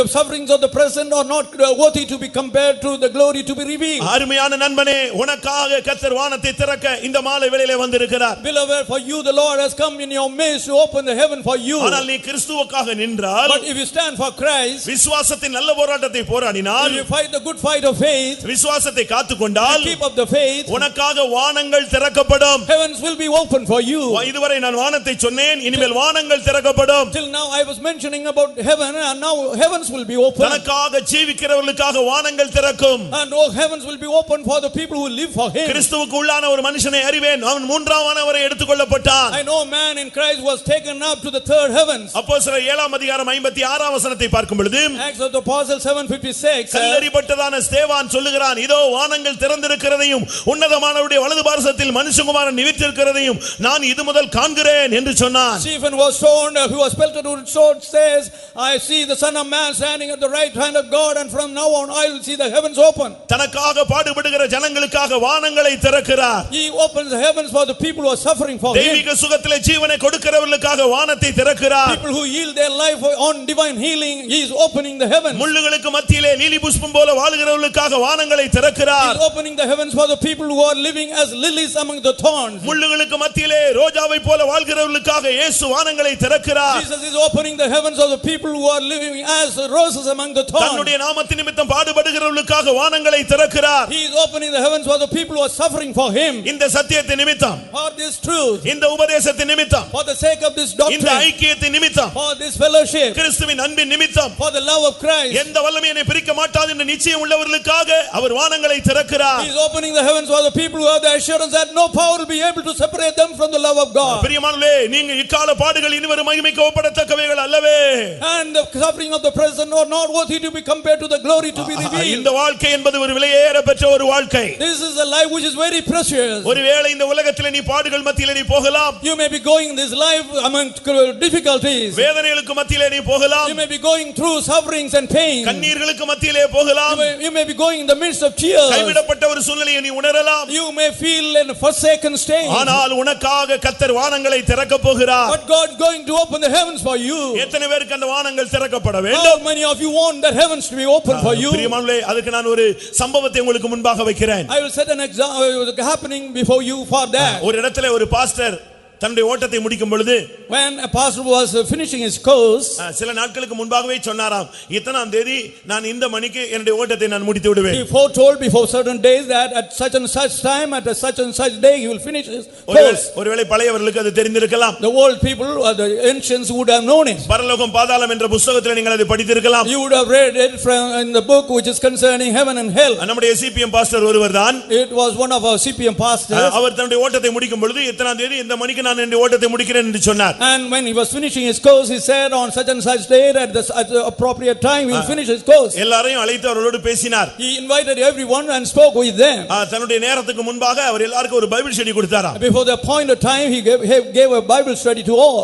பைபிள் ஸ்டடி கொடுத்து விட்டு after giving the Bible study, இன்னும் 10 நிமிஷம் இருக்கு. he said 10 minutes more there. எனக்காக ரதம் வர போகிறது. And the chariot is appearing for me. நான் படுத்துக் கொள்கிறேன்னு சொன்னார். Let me lie down, he said. எல்லாரும் பார்த்துட்டு இருக்கும்போது when everybody was looking at him, சரியாக 10வது நிமிடத்திலே அவர் ஓட்டத்தை முடித்து விட்டார். exactly at the 10th minute he finished his course. எப்படி இருக்கும் என்று யோசித்து பாருங்க. Just imagine the state of things there. அதே நேரத்தில் at the same time, கேரளத்திலே ஒரு விசுவாசிக்கு ஒரு தரிசனம். a believer in Kerala had a similar vision. வானம் திறந்திருக்கிறது. heaven was open. எல்லா வானமும் திறந்திருக்கிறது. all the heavens were open. வரிசையா தேவதூதர்கள் வரிசையா நின்னுட்டு இருக்காங்க. and the angels were standing in series. அது ஒரு ராஜபாதை போல பூமியை நோக்கி வருகிறது. it was coming down like a royal way. வழியெல்லாம் தேவதூதர்கள். and all the steps were filled with the angels of God. இவர் போய் கேக்குறாரா, he asked them, யார் வர்றது? who is coming? யார் வரா, எங்க வராங்க, எதுல வராங்க, எதுக்காக வராங்க? who is coming, how is he coming, which he is coming and why is he coming? இப்போ அவர் போய் கேட்ட உடனே அந்த தூதர்கள் சொன்னாங்களா, மகாராஜா வர்றாரு. and the angels told him the great king or the emperor is coming. ராஜாதி ராஜா வர்றாரு. king of kings is coming. அதுக்காக தான் நாங்க எல்லாம் இதெல்லாம் ஏற்பாடோட நின்னுட்டு இருக்கோம். we are with all these arrangements waiting for his coming. பாத்துட்டே இருக்கும் பொழுது ரதத்திலே இயேசு வருகிறார். and when he was beholding Jesus was coming in a chariot. இவர் பாத்துட்டே இருக்கிறார். ராஜா வர்றாருன்னு சொல்றாங்களே, அப்ப வருகை வந்துருச்சுன்னு பாத்துட்டு இருக்கும்போது, and because they said the king was coming and he was beholding and Jesus was coming there, பூமியில இருந்து ஒரு சேரட் கிளம்புது. another chariot was proceeding from the earth. ஒரு ரதம் புறப்பட்டு வெளியே வருகிறது. chariot came out. இந்த ரெண்டு ரதமும் ஒரு இடத்துல மீட் பண்ணுகிறது. in one place these both chariots met together. அங்க பார்த்தா when he saw there, இந்த கோயம்புத்தூர் பாஸ்டர் அதுல இந்த சேரட்ல இருந்து அந்த சேரட்டுக்கு மாறுறார். and this pastor from Coimbatore, he was transferring from this chariot to the other. இந்த ரதத்தில இருந்து அந்த ரதத்துக்கு அவர் ஏற்றின உடனே அந்த ரதம் திரும்ப அதே ராயல் வேல திரும்பி மேலே போய், as soon as he was shifted from the earthly chariot to the other chariot, this chariot returned to the earth. நம்முடைய பரிசுத்தவான்களை கூட்டி சேர்க்க எவ்வளவு அருமையாக இயேசு வருகிறார். how preciously, in what beautiful way Jesus இது கர்த்தருக்குள் மரித்தவர்களை சேர்க்கும்படியாக வந்தது. ஆனால் நான் ஜீவனோடு இருக்கிறவர்களை சேர்க்கும்படியாக இயேசு வருவது இதைவிட மகிமையான ஒரு அனுபவம். this is the experience in which Jesus came to gather the dead, but the experience of gathering the people who are alive is extraordinary. எவ்வளவு மேன்மையாக இருக்கும் என்று நினைத்து பாருங்க. just imagine how glorious it will be. எக்காலம் தொனிக்கும், நாம் எல்லாரும் மறுரூபமாக்கப்படுவோம். the trumpet will sound and we all will be transformed. ஒரு நிமிஷத்திலே, ஒரு இமை பொழுதிலே நாம் எல்லாரும் மறுரூபமாக்கப்படுவோம். in a moment, in the twinkling of an eye, all of us will be transformed. எத்தனை பேர் அந்த நாளை வாஞ்சிக்கிறீர்கள்? how many of you long for the day? எனக்காக வானம் திறப்பது மாத்திரமல்ல, not only the heaven is open for me, எனக்காக வானத்தின் பலகணி திறப்பது மாத்திரமல்ல, not only the windows of heaven are open for me, எனக்காக வானத்தின் கதவு திறப்பது மாத்திரமல்ல, not that the door of heaven is open for me, எனக்காக வானங்கள் திறக்கப்பட வேண்டும். it is for me the heaven should be open. அந்த வானத்தின் மதகு திறந்து அந்த பேழை எடுத்துக்கொள்ளப்படும் பொழுது நானும் அதிலே ஒரு ஆளாக இருக்க வேண்டும். I also should be one among the people to be caught up in that ark when the channels of heaven are open. அந்த வாஞ்சை உள்ளவர்கள் எல்லாரும் கண்களை மூடுங்கள். let all having that desire please close your eyes. அந்த வாஞ்சை உள்ளவர்கள் உங்களுடைய முழங்காலை முடக்குங்கள். and you bend your knees. கொஞ்ச நேரம் நாம் உலகத்தை மறக்க போகிறோம். we are going to forget the world for a few times. பாடுகளை மறக்க போகிறோம். we are going to forget our worries. கொஞ்ச நேரம் பிள்ளைகள், குட்டிகள், வீடு, நிலம், வாசல் எல்லாம் இப்போ கொஞ்ச நேரம் உங்களுடைய மனதை விட்டு வெளியே போகட்டும். let all your household, your family and your possessions leave your mind for a little time. கர்த்தாவே, எனக்காக நீர் திறக்கிறவராக வந்தீரே, அதற்காக உமக்கு நன்றி செலுத்துகிறேன். Lord, I am giving you thanks because you came here as one who is opening up for me. வெளிப்படுத்தலை பார்க்கும் பொழுது, when we see from Revelation, ஒரு காரியத்தை முத்திரை போட்டு மூடி வைத்திருந்தார்கள். one thing was sealed up, யாரும் திறக்க முடியாது. and it was shut, nobody could open. யாரும் அந்த முத்திரையை உடைக்க முடியாது. nobody could break that seal. அதை கேட்ட உடனே ஒருவன் அழுதானா. one wept when as soon as he heard it. ஆண்டவரே, திறக்கவே முடியாதா? Lord, could not be open. இந்த முத்திரையை உடைக்கவே முடியாதா? could this seal not be broken? அப்பொழுது ஒரு தூதன் வந்து சொன்னான், அழாதே. And another angel comforted him, saying, "Do not weep." நீ ஏன் அழுகிறாய்? Why do you weep? இந்த முத்திரையை உடைக்க, இந்த கதவை திறக்க ஆட்டுக்குட்டியானவர் பாத்திரராய் இருக்கிறார். And the lamb is worthy to break the seal and open the seal. அருமையான நண்பனே, உன்னுடைய ஆசீர்வாதத்தை எந்த வல்லமை தடுத்தாலும் அதை உடைக்கக்கூடிய அதிகாரம் உள்ளவர் இயேசு. And beloved, whatever be the force which is breaking your blessing, Jesus is able to break that power and open it. எல்லாரும் கண்களை மூடி Let's முழங்கால் all படிங்க. close our eyes and stand on our knees. ஆமென். இந்த கூட்டத்துல கூட மகாராஜா இறங்கி வருவார். And a great king will come even in this meeting. இப்பொழுது கூட எக்காலம் துணிக்கலாம். Now even the trumpet can sound now. இந்த கூட்டம் இப்போ 8:45, இப்போ ஒரு 5 நிமிஷத்துல 2 நிமிஷத்துல எக்காலம் துணித்தால் நான் மேலே போக வேண்டும், என் வீட்டுக்கு நான் போக விருப்பப்படல, நான் பரலோகத்துக்கு அந்த சேரட்ல போக ஆசைப்படுறேன்னு சொல்றவங்க கைகளை வைத்து ஒரு அல்லேலூயா சொல்லுங்கள். Hallelujah. எனக்கு வீட்டுக்கு போக வேண்டாம், என்னை ராஜா வந்து அழைத்தால் நான் வானத்துக்கு போக ஆசைப்படுகிறேன். I do not want to go home, but I want to go with the great king. If he comes now, I want to go to heaven. இப்பொழுது கூப்பிட்டால் என்னால் போக முடியும் என்கிற வாழ்க்கை எத்தனை பேருக்குள்ளே காணப்படுகிறது? How many of you have the assurance that if he comes and calls you, you can go? அருமையான நண்பனே, Dear friend, அருமையான தேவனுடைய பிள்ளையே, dear child of God, அருமையான சகோதரனே சகோதரியே, dear brother, dear sister, உனக்காக கண்மலையை திறக்கிறார். he is opening he is breaking the rock for you. நீ அதை பார்த்து பேசு. And you speak to that rock. தேவனால் முடியாதது ஒன்றுமே There கிடையாது. is nothing impossible with God. ஐயோ என் பிள்ளை பின்மாறி போய்ட்டானே நீ சொல்லி துக்கப்பட்டு அப்படியே நீ பின்மாறி போய் விட Do வேண்டாம். not go backsliding thinking of your backslidden child. என் புருஷன் பின்மாறி போய் விட்டானே, Oh, my husband has என் மனைவி backslidden. வர மாட்டேன் என்று சொல்லுகிறாளே, My wife is trying not to come. இன்னைக்கு கர்த்தர் பிரேத குழியை திறக்கிறவர்.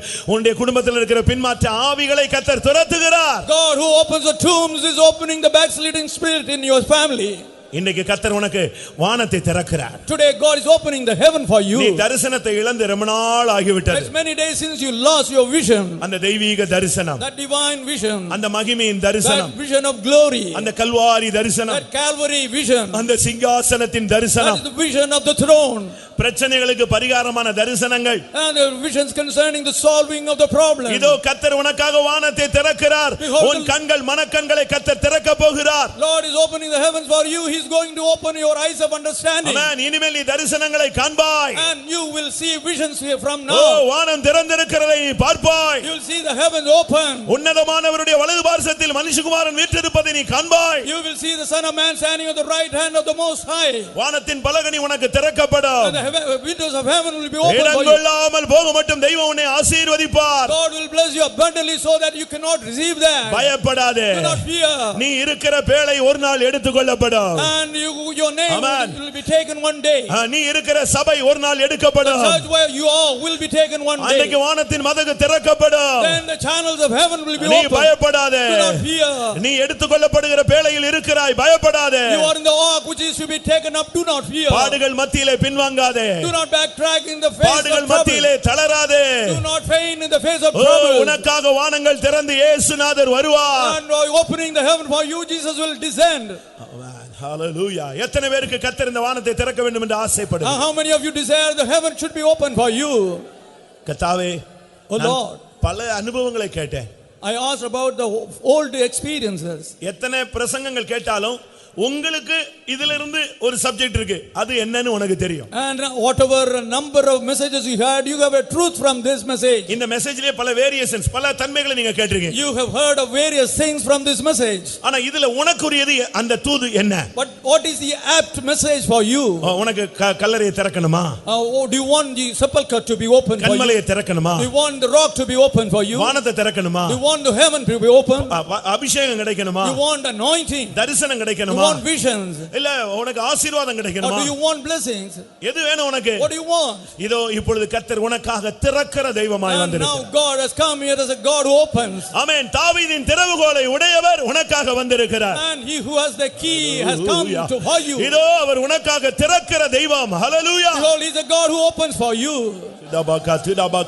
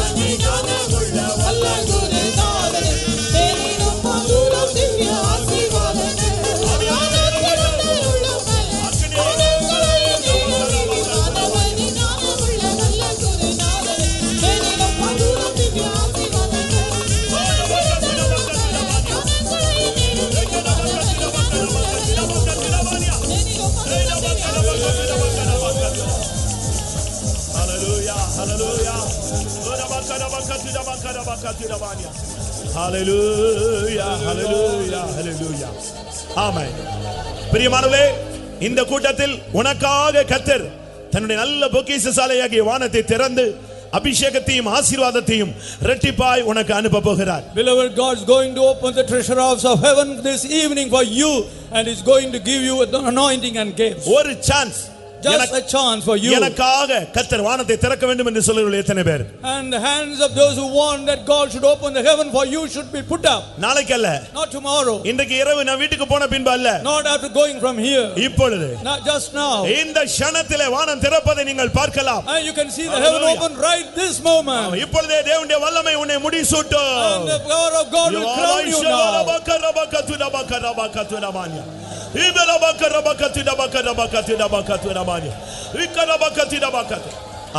பிரியமானவர்களே, Beloved, அபிஷேகத்தை மாத்திரம் தயவு செய்து நீங்க கண்ட்ரோல் பண்ணாதீங்க. do not limit your anointing, please. நீங்கள் உங்களுடையவர்கள் அல்ல. You do not belong to yourself. நீங்கள் கிரயத்துக்கு கொல்லப்பட்டவர்கள். You are not your own. You have been bought with a price. பரிசுத்த ஆவியினுடைய ஆலயம். You are the prize of the Holy Spirit. நீங்க அடக்கி வச்சீங்கன்னா அந்த ஸ்பிரிட், அந்த நிறைவின் வல்லமை நீங்க அப்படியே அழுத்தும் போது அது உங்களுடைய எலும்புகளுக்குள்ள போய் வியாதியாய் மாறி விடுகிறது. If you withhold it, it enters your body into your bone and becomes it comes out as sickness. ஒருவன் துக்கத்தை அடக்கி வைக்கிறான், வியாதியஸ்தனாய் மாறுகிறான். And a man controls his grief and becomes sick. அப்படிதான், அதானே உண்மை. That's the truth, isn't it? அதுபோல Bible என்ன சொல்லுகிறது? What does the Bible say? நான் அடக்கி வைத்த மட்டும் என் எலும்புகள் உலர்ந்து போயிற்று. And so far as I controlled myself, my bones became drought. நீங்க அடக்கி வைக்காதீங்க. Do not control yourself. ஏன் வானம் திறக்கும் பொழுது நீங்கள் வல்லமைக்குள்ள இடம் கொடுக்கலாமே? You can give place to this power when the heaven is open. இன்னும் ஒரு 2 நிமிஷம் வானம் திறந்து கர்த்தர் தேவனுடைய வல்லமையினால் உன்னை நிரப்புவார். And the heaven will be opened and the Lord will fill you with his power. ஹalleluya. நிறைவான ஆசீர்வாதங்கள் உன்னை சந்திக்கும். Abundant blessings will come to you. வானந்திரந்தருளும் பலன் தானங்களையும் நிறமீதில் வானவனே ஞானமுள்ள வல்ல தூது நாதனே தேனிலும் மதுரம் திவ்ய ஆசீர்வாதமே வானந்திரந்தருளும் பலன் தானங்களையும் நிறமீதில் வானவனே ஞானமுள்ள வல்ல தூது நாதனே தேனிலும் மதுரம் திவ்ய ஆசீர்வாதமே வானந்திரந்தருளும்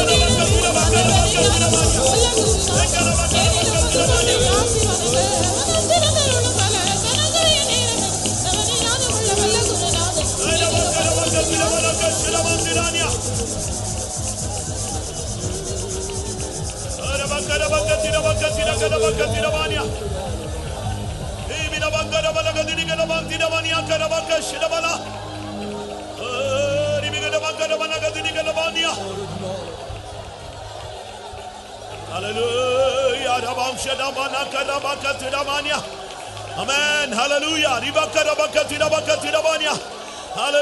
Hallelujah. Amen. Amen. இந்த கூட்டத்தில் கர்த்தர் உனக்கு நல்ல பொக்கிஷசாலையை திறக்கிறார். உன்னுடைய வறுமை, உன்னுடைய தரித்திரம், உன் சாபம் இன்றையோடு உன்னை விட்டு நீங்கி போகிறது. Your penury, your poverty and your curse will depart from you because God is opening the windows of heaven for you tonight. அநேக வருடங்களாக நீ தரிசனம் இல்லாமல் இருந்தாய். அநேக வருடங்களாக நீ தரிசனம் இல்லாமல் இருந்தாய். For many years you were without vision. இன்றைக்கு கர்த்தர் வானத்தை திறக்கிறார். Today God is opening the heaven. ஏன் உன் மனக்கண்களை அவர் திறக்கிறார். He is opening your eyes of understanding. இனிமேல் நீ தேவனுடைய தரிசனங்களை காண்பாய். From now on you will see the vision of God. அதிசயங்களை காண்பாய். You will see marvelous things.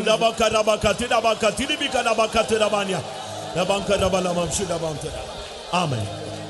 எல்லாவற்றுக்கும் மேலாக Above all, நான் நேற்று சொன்னேன், as I told you yesterday, எஃபதா Ephphatha என்றால் செவி திறக்கப்படுவாயாக என்ற அர்த்தம். it means be opened. நான் நேற்று சொன்னேன், தேவனுடைய சத்தத்தை கேட்கும்படியாக உன் செவிகள் திறப்பது. And yesterday I told you to hear the voice of God, your eyes be open. இன்றைக்கு நான் சொல்லுகிறேன், Today I tell you, இன்றைக்கு மறுபடி உன் காதை திறக்கிறார். He is opening your ears again அது today. எதற்காக தெரியுமா? Do you know what is it for? எக்கால சத்தத்தை கேட்கும்படியாக, In order to hear the voice of trumpet. இயேசு வருகிறார் என்கிற எக்கால சத்தத்தை கேட்கும்படியாக, In order to listen to the trumpet sound that Jesus is coming in. இதோ உன் காதுகளை அவர் திறக்கட்டும். And let him open your ear. எக்காலம் தொனிக்கும். The trumpet will sound. நாம் எல்லாரும் மறுரூபமாக்கப்படுவோம். We all will be transformed.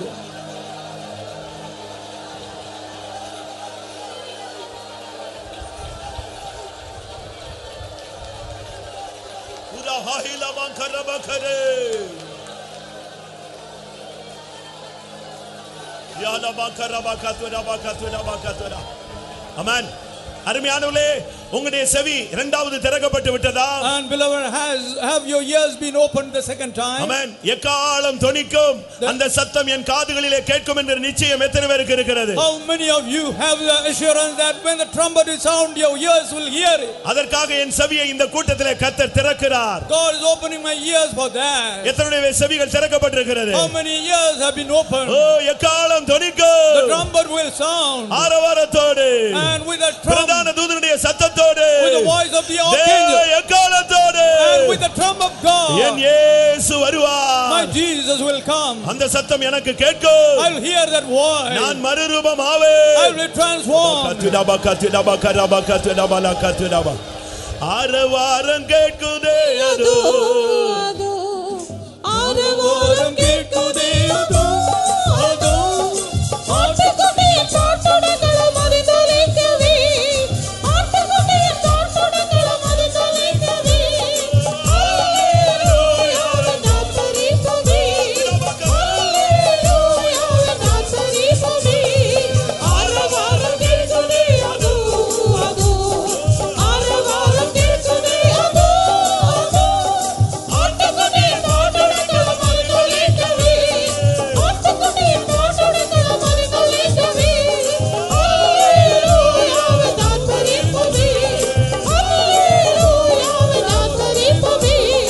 ஆரவாரம் கேட்குதே அதோ, அதோ. ஆரவாரம் கேட்குதே அதோ, அதோ. ஆட்டுக்குட்டியின் சாட்டுடைகளும் அதிதொலிக்கவே, ஆட்டுக்குட்டியின் சாட்டுடைகளும் அதிதொலிக்கவே. அல்லேலூயாவை தாசரிப்பவே, அல்லேலூயாவை தாசரிப்பவே. ஆரவாரம் கேட்குதே அதோ, அதோ. ஆரவாரம் கேட்குதே அதோ, அதோ. ஆட்டுக்குட்டியின் சாட்டுடைகளும் அதிதொலிக்கவே, ஆட்டுக்குட்டியின் சாட்டுடைகளும் அதிதொலிக்கவே. அல்லேலூயாவை தாசரிப்பவே, அல்லேலூயாவை தாசரிப்பவே. அல்லேலூயாவை தாசரிப்பவே,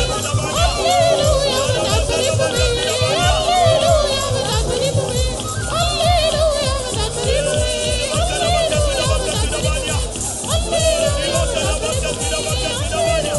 தாசரிப்பவே. Amen. Hallelujah. Amen. Hallelujah. Hallelujah. இந்த சந்தோஷத்தை உலகம் கொடுக்கவும் முடியாது, உலகம் எடுக்கவும் முடியாது. The world can neither take this joy or give it. நான் திரும்பவும் I சொல்லுகிறேன், repeat, இந்த சந்தோஷம் உலகம் கொடுக்காது, எடுக்காது. the world will not give this joy, nor can it take it. நான் திரும்பவும் சொல்லுகிறேன், I repeat again, இன்றைக்கு கர்த்தர் இரண்டாம் விசை உன் செவியை திறந்திருக்கிறார். for the second time the Lord has opened your ears today. எதற்காக தெரியுமா? Do you know what is it for? எக்கால சத்தத்தை கேட்க முடியாது. To hear the voice of the trumpet. என் காதை திறக்கணும், என் காதை திறந்திருக்கிறான்னு சொல்றவங்க கைகளை உயர்த்துங்கள். How many of you say God has opened your ears? Please put up your hand. இயேசு வரும்பொழுது எனக்கு அந்த சத்தம் நிச்சயமாய் கேட்கும். When Jesus comes, I will hear that sound. எத்தனை பேருக்கு இப்பொழுது அது கேட்கிறது? How many of you can hear it right now? ஆரவாரம் கேட்குதே அதோ, அதோ. ஆரவாரம் கேட்குதே அதோ, அதோ. ஆட்டுக்குட்டியின் சாட்டுடைகளும் அதிதொலிக்கவே, ஆட்டுக்குட்டியின் சாட்டுடைகளும் அதிதொலிக்கவே. அல்லேலூயாவை தாசரிப்பவே, அல்லேலூயாவை தாசரிப்பவே. ஆரவாரம் கேட்குதே அதோ, அதோ. ஆரவாரம் கேட்குதே அதோ, அதோ. ஆட்டுக்குட்டியின் சாட்டுடைகளும் அதிதொலிக்கவே,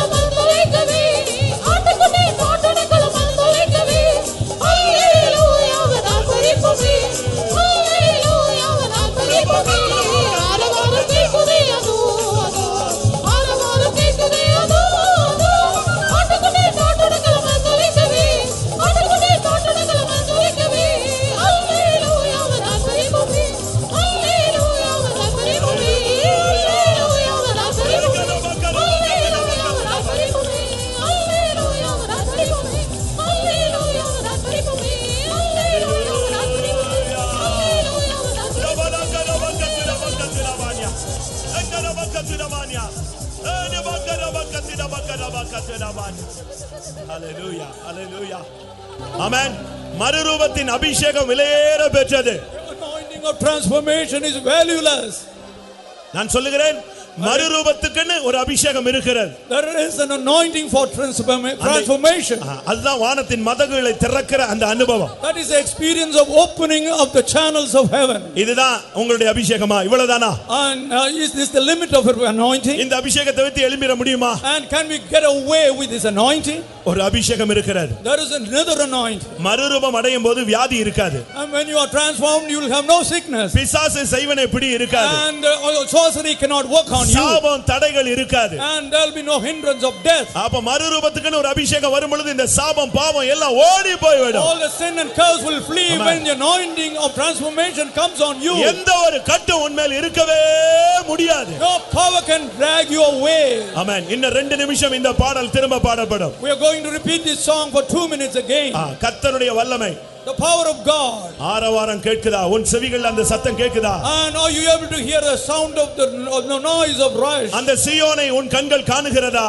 Are your eyes able to see that Zion? அந்த மகிமை அடைந்த புதிய எருசலேமை உன்னால் பார்க்க முடிகிறதா? Are you able to behold that glorified Zion? அது அல்லவோ உன்னுடைய வாசஸ்தலம்? Is it not your own habitation? அதை நினைக்கும்போது உன்னால உட்கார முடியுமா? Are you able to sit quiet when you உன்னால remember that? முழங்கால்ல நிக்க முடியுமா? Will you be able to stand alone? அபிஷேகம் உன்னை முடவனை மானை போல குதிக்க பண்ணும். The anointing will make the lame to leap. நாம இப்ப மேகமீதில் தூதரடிதோ அந்த வார்த்தையை நாம் பாட போகிறோம். We are going to sing the song the angels in heaven. அந்த அபிஷேகம், அந்த நம்பிக்கை தான் உனக்குள்ள ஒரு பெரிய சேஞ்சை உண்டு பண்ணுது. And that hope will bring a great change in you. அதோட இருக்கிற ஆவி, பொல்லாத வல்லமை, போராட்டம் எல்லாம் இப்பொழுதே தகர்த்து எரியும். All the evil power resting on you will be shattered now.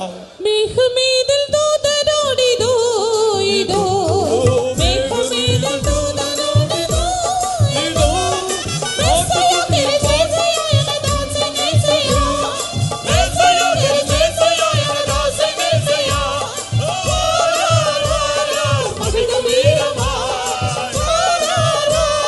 மகிழ்ந்த வீரமா, மேகமீதில் தூதரோடிதோ இதோ, மேகமீதில் தூதரோடிதோ இதோ, மேசையா கிருபேசையா எனதாசை மேசையா, மேசையா கிருபேசையா எனதாசை மேசையா, மகிழ்ந்த வீரமா, மகிழ்ந்த வீரமா, மேகமீதில் தூதரோடிதோ இதோ, மேகமீதில் தூதரோடிதோ இதோ, மேசையா கிருபேசையா எனதாசை மேசையா, மேசையா கிருபேசையா எனதாசை மேசையா, மகிழ்ந்த வீரமா, மகிழ்ந்த வீரமா, மேகமீதில் தூதரோடிதோ இதோ, மேகமீதில் தூதரோடிதோ இதோ, மேசையா கிருபேசையா எனதாசை மேசையா, மேசையா கிருபேசையா எனதாசை மேசையா, மகிழ்ந்த வீரமா, மகிழ்ந்த வீரமா, மகிழ்ந்த வீரமா, மகிழ்ந்த வீரமா,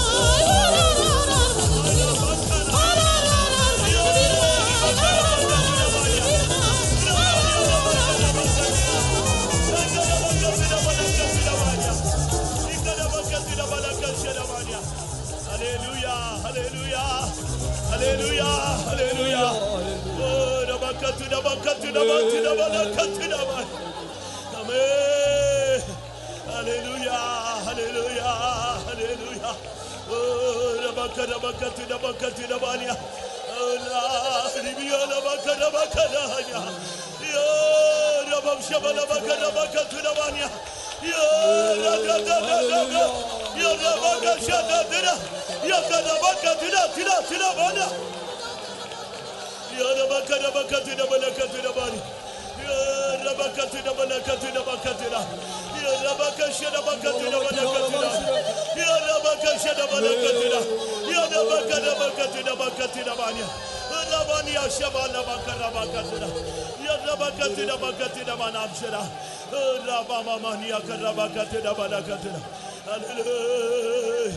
Yo, rabakatu, rabakatu, rabakatu. Rabakatu, rabakatu, rabakatu, rabakatu. Hallelujah. Rabakatu, rabakatu, rabakatu. உமக்கு சாட்சியாய் ஜெபிச்சிட உன்னத பலனை தாருமையா.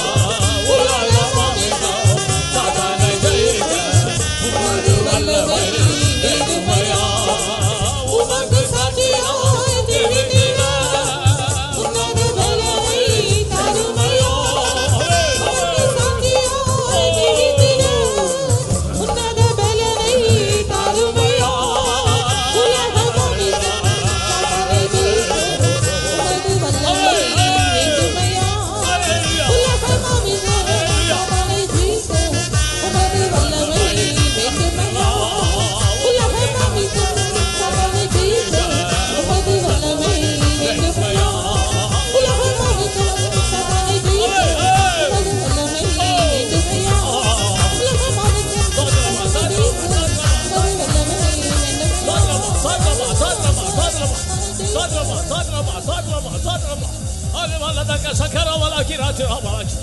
Amen, amen, amen, amen, amen. Alevala sakatura vaharavala sakatura valaki. Hallelujah, hallelujah, hallelujah, hallelujah. Avaridalava sakatura valaki ratiravala. Sotrava, sotrava, sotrava. கர்த்தரை நாம் மறுபடியும் சோத்திரம் பண்ணுவோம். சோத்திரம், சோத்திரம், சோத்திரம், சோத்திரம், சோத்திரம், சோத்திரம். நம்முடைய ஆவிக்குரிய அனுபவத்தில் நம்ம உயிர்ப்பிக்கும்படியாய் இந்த 3ஆம் நாள் இரவுகளில் தேவன் தம்முடைய ஆலோசனை வெளிப்படுத்தினார். அதுக்காக சோத்திரம் பண்ணுங்க. சோத்திரம், சோத்திரம், சோத்திரம், சோத்திரம், சோத்திரம், சோத்திரம், சோத்திரம். இந்த கடைசி நாட்களில் நாம் எல்லாரும் உயிர்ப்பிக்கப்பட்டு அந்த மரித்தோர் விட்டு எழும்பி, பிரேத கல்லறை விட்டு எழும்பி, குழியை விட்டு எழும்பி நாம் மேலே வர வேண்டும். மேன்மையான ஒரு அனுபவங்களை பெற்றுக்கொள்ள முடியாத அந்த கன்வென்ஷன் கூட்டங்கள், இந்த சுவிசேஷ பிரசங்கங்கள், இந்த 3ஆம் நாள் இரவிலும் கூட அந்த வல்லமை நம்ம உயிர்ப்பித்தது, அந்த வசனம் நம்ம உயிர்ப்பித்தது. அதுக்காக சோத்திரம் பண்ணுங்கள். சோத்திரம், சோத்திரம், சோத்திரம், சோத்திரம், சோத்திரம், சோத்திரம், சோத்திரம், சோத்திரம், சோத்திரம், சோத்திரம், சோத்திரம், சோத்திரம், சோத்திரம். ஒரு திருப்தியான நிலவரத்திலிருந்து நாம் எழும்ப வேண்டும். திருப்தியான நிலம் ஒரு கவலை இல்லை, ஒரு கவலை இல்லை. ரட்சிப்பை பற்றி கவலை இல்லை. இவ்வளோ பெரிய ரட்சிப்பை பற்றி கவலை ஏற்றலாம். தண்டனைக்கப்படி சாப்பிட பவுல் சொல்கிறான். எழுத்தின்படி கவலை இல்லை, ரட்சிப்பை பற்றி கவலை, திருப்தி, துக்கம். விழித்து எழும்ப வேண்டும். அப்போது கர்த்தர் நம்மை பிரகாசிப்பார். உண்மையாகவே அநேருக்கு இந்த ரட்சிப்பை பற்றி கவலை நம்ம திருப்தியாக இருங்க. என்ன ரட்சிப்பு, என்ன ரட்சிப்பட்டால் என்ன நடக்க போகுது, இவ்வளோ பெரிதான ரட்சிப்புன்னு சொல்லப்படுது. அதை பற்றி கவலையற்றால் தண்டனைக்கு எப்படி தர முடியும்? திருப்தியான நிலவரத்தை விட்டு நாம் ரட்சிப்புக்காய் கவலைப்பட வேண்டும், பரலோகத்துக்காய் கவலைப்பட வேண்டும். அதுக்காக சோத்திரம் பண்ணுங்கள். சோத்திரம், சோத்திரம், சோத்திரம், சோத்திரம், சோத்திரம், சோத்திரம், சோத்திரம், சோத்திரம். அந்த பரலோகத்தின் ரகசியங்களை கர்த்தர் வெளிப்படுத்தினார். அதுக்காக சோத்திரம் பண்ணுங்கள். சோத்திரம், சோத்திரம், சோத்திரம், சோத்திரம். ஜெபம் பண்ணுங்கள், ஜெபிப்போம். அக்கினிமயமான தெய்வமே, அக்கினிக்குள்ள வாசம் செய்கிறதான கர்த்தாவே, அக்கினி நிறைந்ததான பரிசுத்தமான சமூகத்தில் எங்களை கூட செய்து சுவாமி நாங்கள் உயிர் பிழைக்கும்படியாக நீர் எச்சரித்தீர் ஆண்டவரே. உம்முடைய அன்பு எங்கள் மேல் இருக்கிறபடினாலும், உம்முடைய நேசம் எங்கள் மேல் இருக்கிறபடினாலும் இங்கே நிற்கிற நாங்கள் ஒருவராயிலும் அழிந்து போகக்கூடாது என்று உம்முடைய நேச வைராக்கியத்தின் நிமித்தமாய் நீர் எங்களை எச்சரித்தீர், புத்திகளை சொன்னீர்கள் தாவே. ஆம் ஆண்டவரே, தெய்வ தூதுகளை கேட்டுக்கொண்டது போல பிதாவே நாங்கள் ஒரு செவிடராய் இருக்கிறோம் ஆண்டவரே. உணர்வில்லாத இருதயமுடைய மக்களாய் செவிட்டு வெறியன போல இருக்கிறோம் ஆண்டவரே. தயவாய், கிருபையாய், இரக்கமாய், ஜீவனாய் கர்த்தர்களை மன்னிக்க வேண்டும் ஆண்டவரே. கர்த்தர் வார்த்தைகளை கேட்டுக்கொண்டது மட்டுமல்ல ஆண்டவரே, அதன்படியாய் ஜீவிக்க கர்த்தர்களுக்கு கிருபை தர வேண்டுமே. இரத்தத்தினால், இரக்கத்தினால், தயவினால் தேவரீர் நாங்கள் உயிர் பிழைக்கும்படியாய் நீர்களுக்கு இரக்கம் செய்ய மாட்டீரோ? நாங்கள் உயிர் பிழைக்கும்படியாய் இரக்கம் செய்ய மாட்டீரோ? பிதாவே, நாங்கள் கல்லறைக்குள் இருக்கிறோம் ஆண்டவரே, கல்லறைக்குள் இருக்கிறோம் ஆண்டவரே. பாவம் எங்களை மேற்கொள்ளுகிறது, சாபம் எங்களை மேற்கொள்ளுகிறது, பிசாசு வல்லமை மேற்கொள்ளுகிறது. மரித்தனம் காணப்படக்கூடாது தேவரீர். நீர் 3ஆம் நாளிலே கல்லறையில் இருந்து உயிரோடு எழுந்த தேவன் அல்லவோ? எங்களோட தேவன் உயிரோடு எழுந்த தேவன் அல்லவோ? எங்களையும் கூட பிதாவே இந்த இரவிலே கல்லறையில் புறப்படத்தக்கதாய் எங்களோட கல்லறையை திறக்க வேண்டும் ஆண்டவரே. உலகத்தை மேற்கொள்ள, பாவத்தை மேற்கொள்ள, சாபத்தை மேற்கொள்ள, அந்நியன்மை மேற்கொள்ள இயேசுவை போல மாற பிதாவே. மகிமையான சுவாமி, நீர் எங்களை ஆசீர்வதிக்கும்படி தாழ்த்துறோம் ஆண்டவரே. வானத்தின் மதகு திறக்கப்படுவதை கர்த்தாவே ஆண்டவரே, வானத்தின் மதகு திறக்கப்பட்டு பிதாவே அக்கினியின் அபிஷேகத்தினால், மாட்சியினால், வல்லமையினால், கிருபையினால், ஜெயஜீவியத்தினால் தேவரீர் எங்களை ஆசீர்வதிக்கும்படியாய் மீண்டும் ஒரு முறை ஊழியக்காராய் எங்களையும், விசுவாசராய் எங்களையும், புதிய ஆத்மாக்களையும் எங்களிடத்தில் வல்லமை பலன் ஒன்றுமே இல்லை என்று பிதாவே அறிக்கை செய்து அன்புக்காய் ஆண்டவரே அன்புள்ள சமூகத்தில் தாழ்த்தி படைக்கிறோம். கிருபையில மூடிக்கொள்ளும் எல்லா துதிகர மகிமை உமக்கே செலுத்துகிறோம். இயேசுவின் நாமத்தில் கேட்கிறோம் பரிசுத்த பிதாவே, ஆமென். மறுபடியும் நாம் ஸ்தோத்திரிப்போம். சோத்திரம், சோத்திரம். நம்முடைய கர்த்தராகிய இயேசு கிறிஸ்துவின் கிருபையும், பிதாவாகிய தேவனுடைய அன்பும், பரிசுத்த ஆவியின் ஐக்கியமும் நம் அனைவருடன் கர்த்தராகிய இயேசுவுடன் இருப்பதாக. சத்தமா 3 போடு.